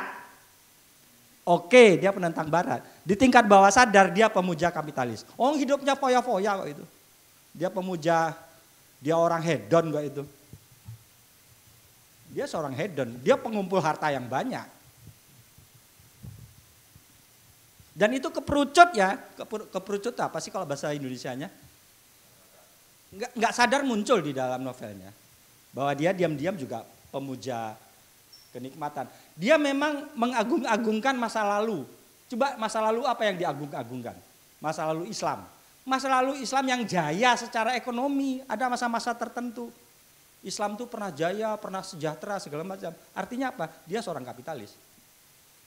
Masyarakat yang dipuja-puja dia, orang Islam yang dipuja dia adalah masyarakat yang punya kekuasaan tinggi, yang masyarakatnya sejahtera, yang kaya-kaya, itu yang dia puja. Artinya apa? Sebetulnya dia pendukung kapitalis. Bukan tidak boleh, tetapi nanti ada di dalam struktur ideologi kapitalis, nanti kalau kita masuk ke Rancière ya, itu pasti masyarakat yang muncul adalah sesuatu yang hierarkis, dia sebut hierarkis ya. Di dalam kapitalisme tidak mungkin ada keadilan. Nah, padahal kita memperjuangkan keadilan ini. Kita kan sedang memperjuangkan keadilan. Nah, supaya kita bisa informasi bahwa sebetulnya banyak juga karya sastra yang sebetulnya memperjuangkan keadilan, tapi diam-diam dia memuja kapitalis yang pasti mendukung ketidakadilan. Pasti itu. Nah, tujuan kita cuma beritahu aja, ini situasinya seperti ini. Silahkan kamu mengambil keputusan dalam hidupmu. Jadi supaya kajian-kajian sastra nggak remeh-remeh terus ya.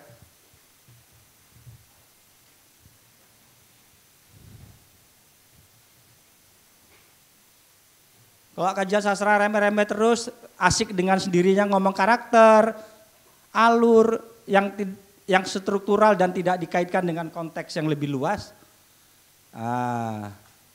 Kajian kita tidak punya power ya, nggak punya power. Bahwa nanti kajian kita dibaca orang lain atau tidak itu urusan lain. Tapi kita bertanggung jawab secara pribadi, secara akademik, secara intelektual bahwa kita punya concern dengan persoalan-persoalan kemanusiaan. Kita punya concern supaya ilmu kita relevan ya, bermanfaat dan berguna. Nah di bagian-bagian ini saya senangnya itu, kajian-kajian post-Marxis itu. Dan semuanya berjalan dengan ajaran agama Islam. Nggak ada yang bertentangan. Tidak ada yang bertentangan. Di bagian apa Marxisme bertentangan dengan Islam? Di bagian apa? Nggak ada. Semuanya akan berpikirnya sama semua. Nah, cuma bahasanya beda gitu loh. Bahasanya beda. Tapi semuanya tidak ada yang bertentangan. Jadi kalau Anda pakai Eagleton, Kalau kita pakai Eagleton, kita bisa menjelaskan kehadiran satu buku ini. Satu buku ini. Sebuah novel hadir dalam proses-proses yang panjang. Saya ulangi lagi, dia melalui mekanisme produksi umum, produksi sastra. Ideologi umum itu maksudnya ideologi dominan ya. Pengarang bernegosiasi ideologi kepengarangan, ideologi pengarang atau ideologi pengarangan juga bisa ya, KP lah. Dia bernegosiasi dengan ideologi umum atau ideologi dominan yang nanti kaitannya dengan konstituen internal. Kemudian ideologi estetik itu lebih ke genre sebetulnya. Genre kita tuh bermasalah loh. Misalnya genre realisme magis.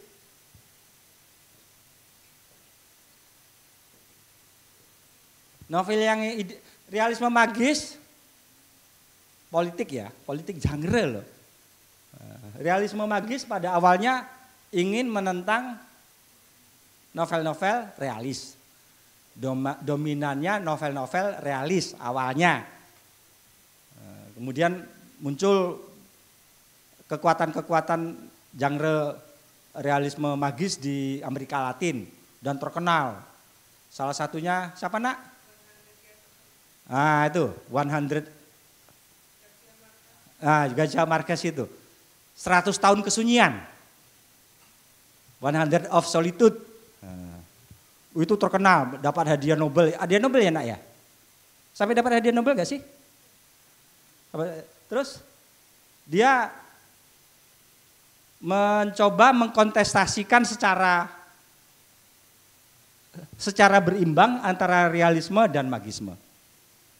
Jadi novel genre realisme magis itu asumsinya kemampuan pengarang untuk meletakkan secara proporsional antara realisme dan magisme. Kira-kira begitu. Nah kebanyakan pengarang gagal.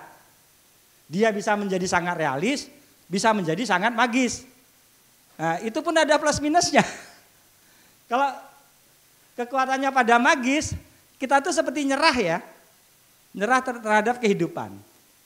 Nah, terus kalau sudah nyerah, ya ini kan takdir Tuhan. Ini kan kehendak alam semesta. Menerima ing pandem. Itu artinya kekalahan kita berhadapan dengan realisme. Kemudian kita lari ke magisme. Jadi kecenderungan masyarakat magis adalah kan gitu toh. Kecenderungan ketidakmampuan dia berhadapan dengan realisme. Tapi kalau realisme yang dominan bagaimana dong? Itu realisme yang dominan itu dia melegitimasi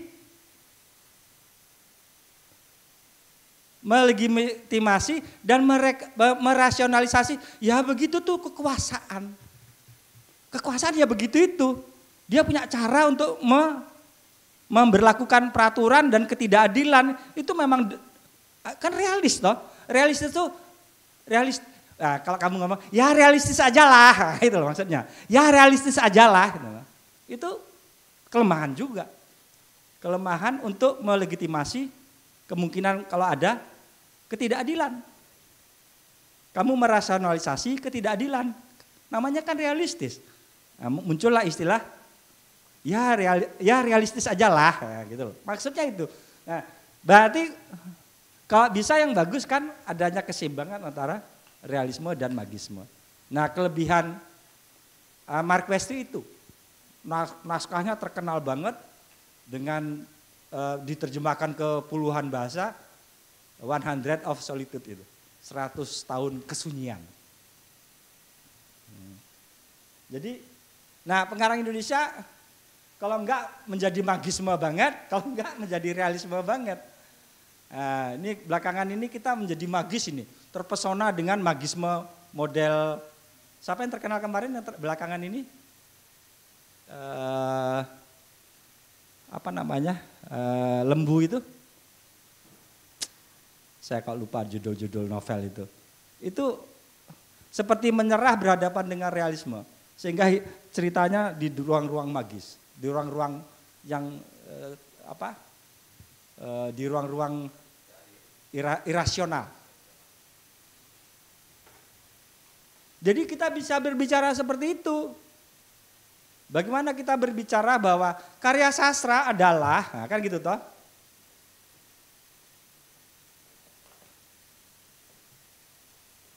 Apakah kita kadang-kadang kita begitu ketakutan mendefinisikan karya sastra. Wah, karena apa? Seolah-olah kita nggak boleh berpendapat, boleh ya. Guru-guru kita juga salah. Guru-guru kita salah. Kalau kamu berbeda pendapatnya dengan saya, kamu jelek. Kalau saya enggak. Tanyain di saksi mahasiswa saya. Semakin berbeda dengan aku malah tertarik. Kok bisa ya pendapat seperti itu? Tak pelajari. Kok bisa berbeda pendapatnya? Bukan langsung tak salahkan. Guru-guru SD kita, guru-guru SMA kita, kalau definisi sastra berbeda dengan mainstream, salah. Berpikir pun nggak boleh. Jangan disalahkan dong. Kalau kita nggak terbiasa berpikir. Karena apa? Ada pakem-pakem tertentu, definisi-definisi tertentu harus sesuai dengan hal-hal yang menghadapi dan menyelesaikan masalah-masalah yang dihadapinya dalam kehidupannya. Boleh nggak saya mendefinisikan itu? Boleh dong. Sastra adalah cerita yang secara imajinatif menceritakan tokoh-tokoh, menyelesaikan dan menghadapi masalah-masalah kehidupan yang harus dihadapinya dan diselesaikannya. Boleh nggak saya mendefinisikan itu? Boleh dong. Nah kita nggak ada nih, salah. Berpikir nggak bisa kita, nggak terlatih. Karena apa? Guru-guru kita juga, maaf ini terbuka ini saya ngomong. Guru-guru kita juga nggak suka dengan definisi-definisi yang berbeda. Sukanya yang seragam. Artinya apa? Kita nggak terlatih berpikir. Kita nggak terlatih berpikir.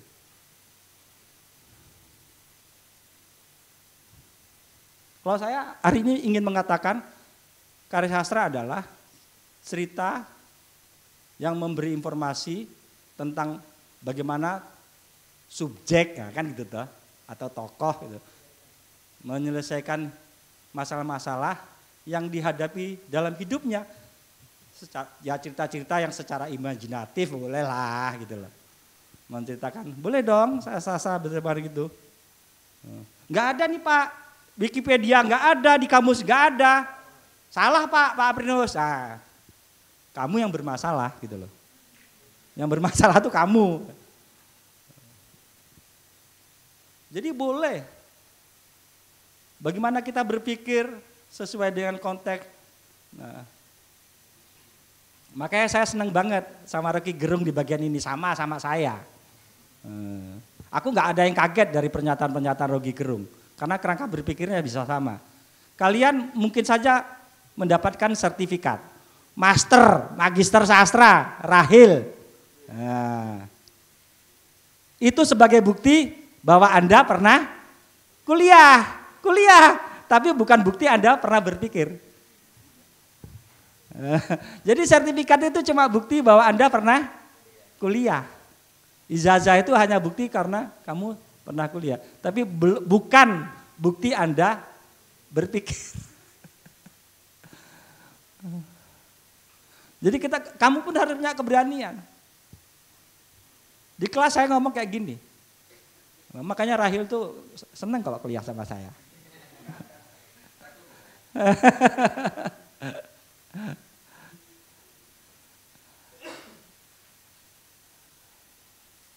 Jadi ini teori adalah kan gitu sekarang toh. Sastra.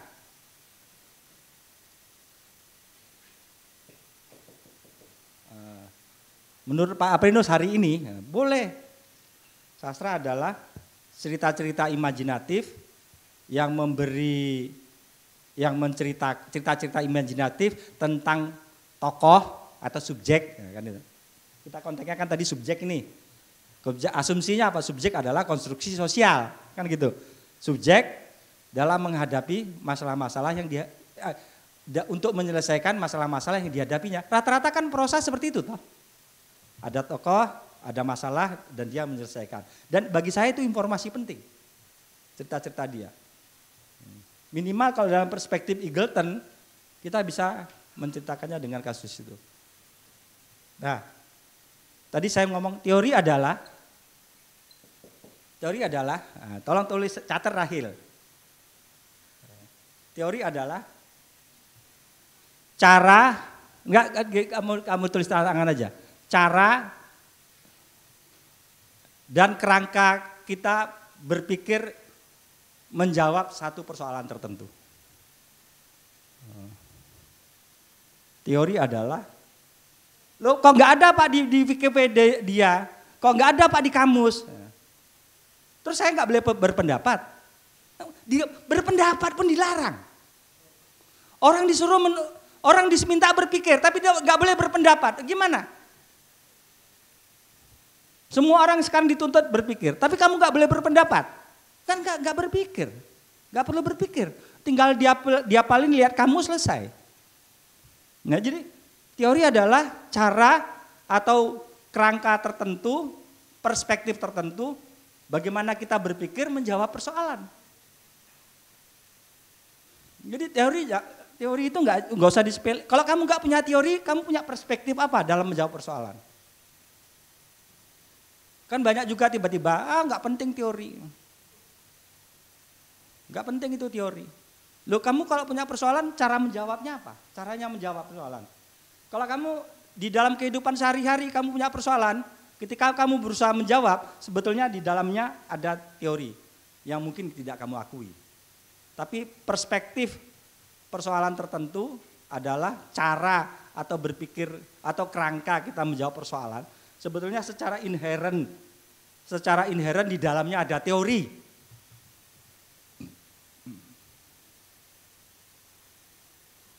Jadi teori yang dikembangkan Eagleton adalah menjawab persoalan. Bagaimana sih proses? Tadi buku tadi mana? Nah, bagaimana sih lahirnya novel seperti ini? Dari mana munculnya nih? Bagaimana proses panjangnya? Nah, kita berteori dalam perspektif ini. Dan kita menjawab dalam perspektif Eagleton. Nah, panjang ini. Ini kasus-kasus yang berbeda-beda bisa satu novel bisa menjadi satu artikel. Bagaimana saya barusan riset tentang Kunto Wijoyo belakangan ini. Dapat dana lumayan. Nah, terus saya melakukan riset menjawab beberapa buku Kunto Wijoyo dengan pertanyaannya berbeda-beda.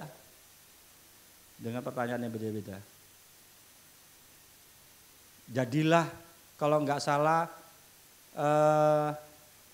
mungkin 10 artikel. Karena apa? Kadang-kadang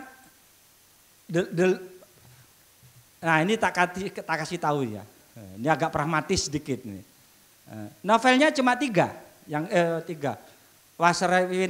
Wasripin Satinah, coba dicek Mbak Google, ada semua itu. Mantra Penjina Ular dan Pasar. Novelnya cuma 3, tapi perspektif teorinya ganti-ganti. Ya, kalau Pasar saya pakai Gramsci, kalau Wasripin dan Satinah saya pakai Rancière. Nanti Mantra Penjina Ular saya pakai Zizek. Jadilah 10 artikel. Novelnya cuma 3.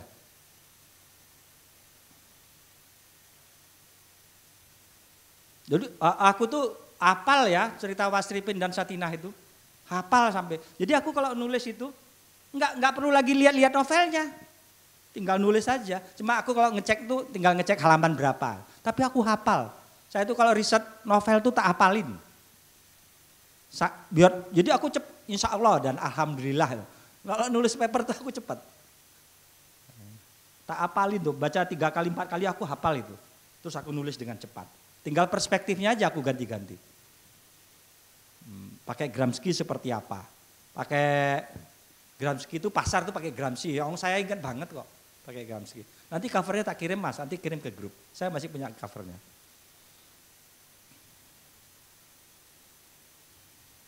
Mungkin sudah dapat ISBN cuma belum diterbitkan. Nah ini sudah 1:30 lewat, kita istirahat dulu. Nanti saya kira mungkin kita istirahat isoma macam-macam 1 jam ya. 1 jam, kita 1:30 ketemu lagi. Mudah-mudahan ada yang bertahan. Tapi nggak bertahan pun nggak apa-apa. Aku kelas-kelas kecil itu biasa. Aku lebih seneng kelas, nggak masalah ya. Tapi kita sama-sama berpikir. Karena itu yang kita nggak punya tradisi itu. Tradisi itu kita kecil sekali. Kita ketemu lagi nanti. Monggo. Baik, terima kasih untuk pemateri kita, untuk pembicara kita, guru kita, Pak Primus Salam. Ini bagi yang ada pertanyaan di keep dulu. Nanti insya Allah sebelum jam 2 kita udah bisa merapat ke sini. Ini kita istirahat isomar 1 jam. Nanti jam 2 kurang 15 kita udah bisa berkumpul kembali, melanjutkan kuliah dengan materi peer Bourdieu, kemudian Zizek dan Darrenshire. Baik, kami dari panitia pamit dulu. Insya Allah nanti bertemu kembali. Assalamualaikum warahmatullahi wabarakatuh.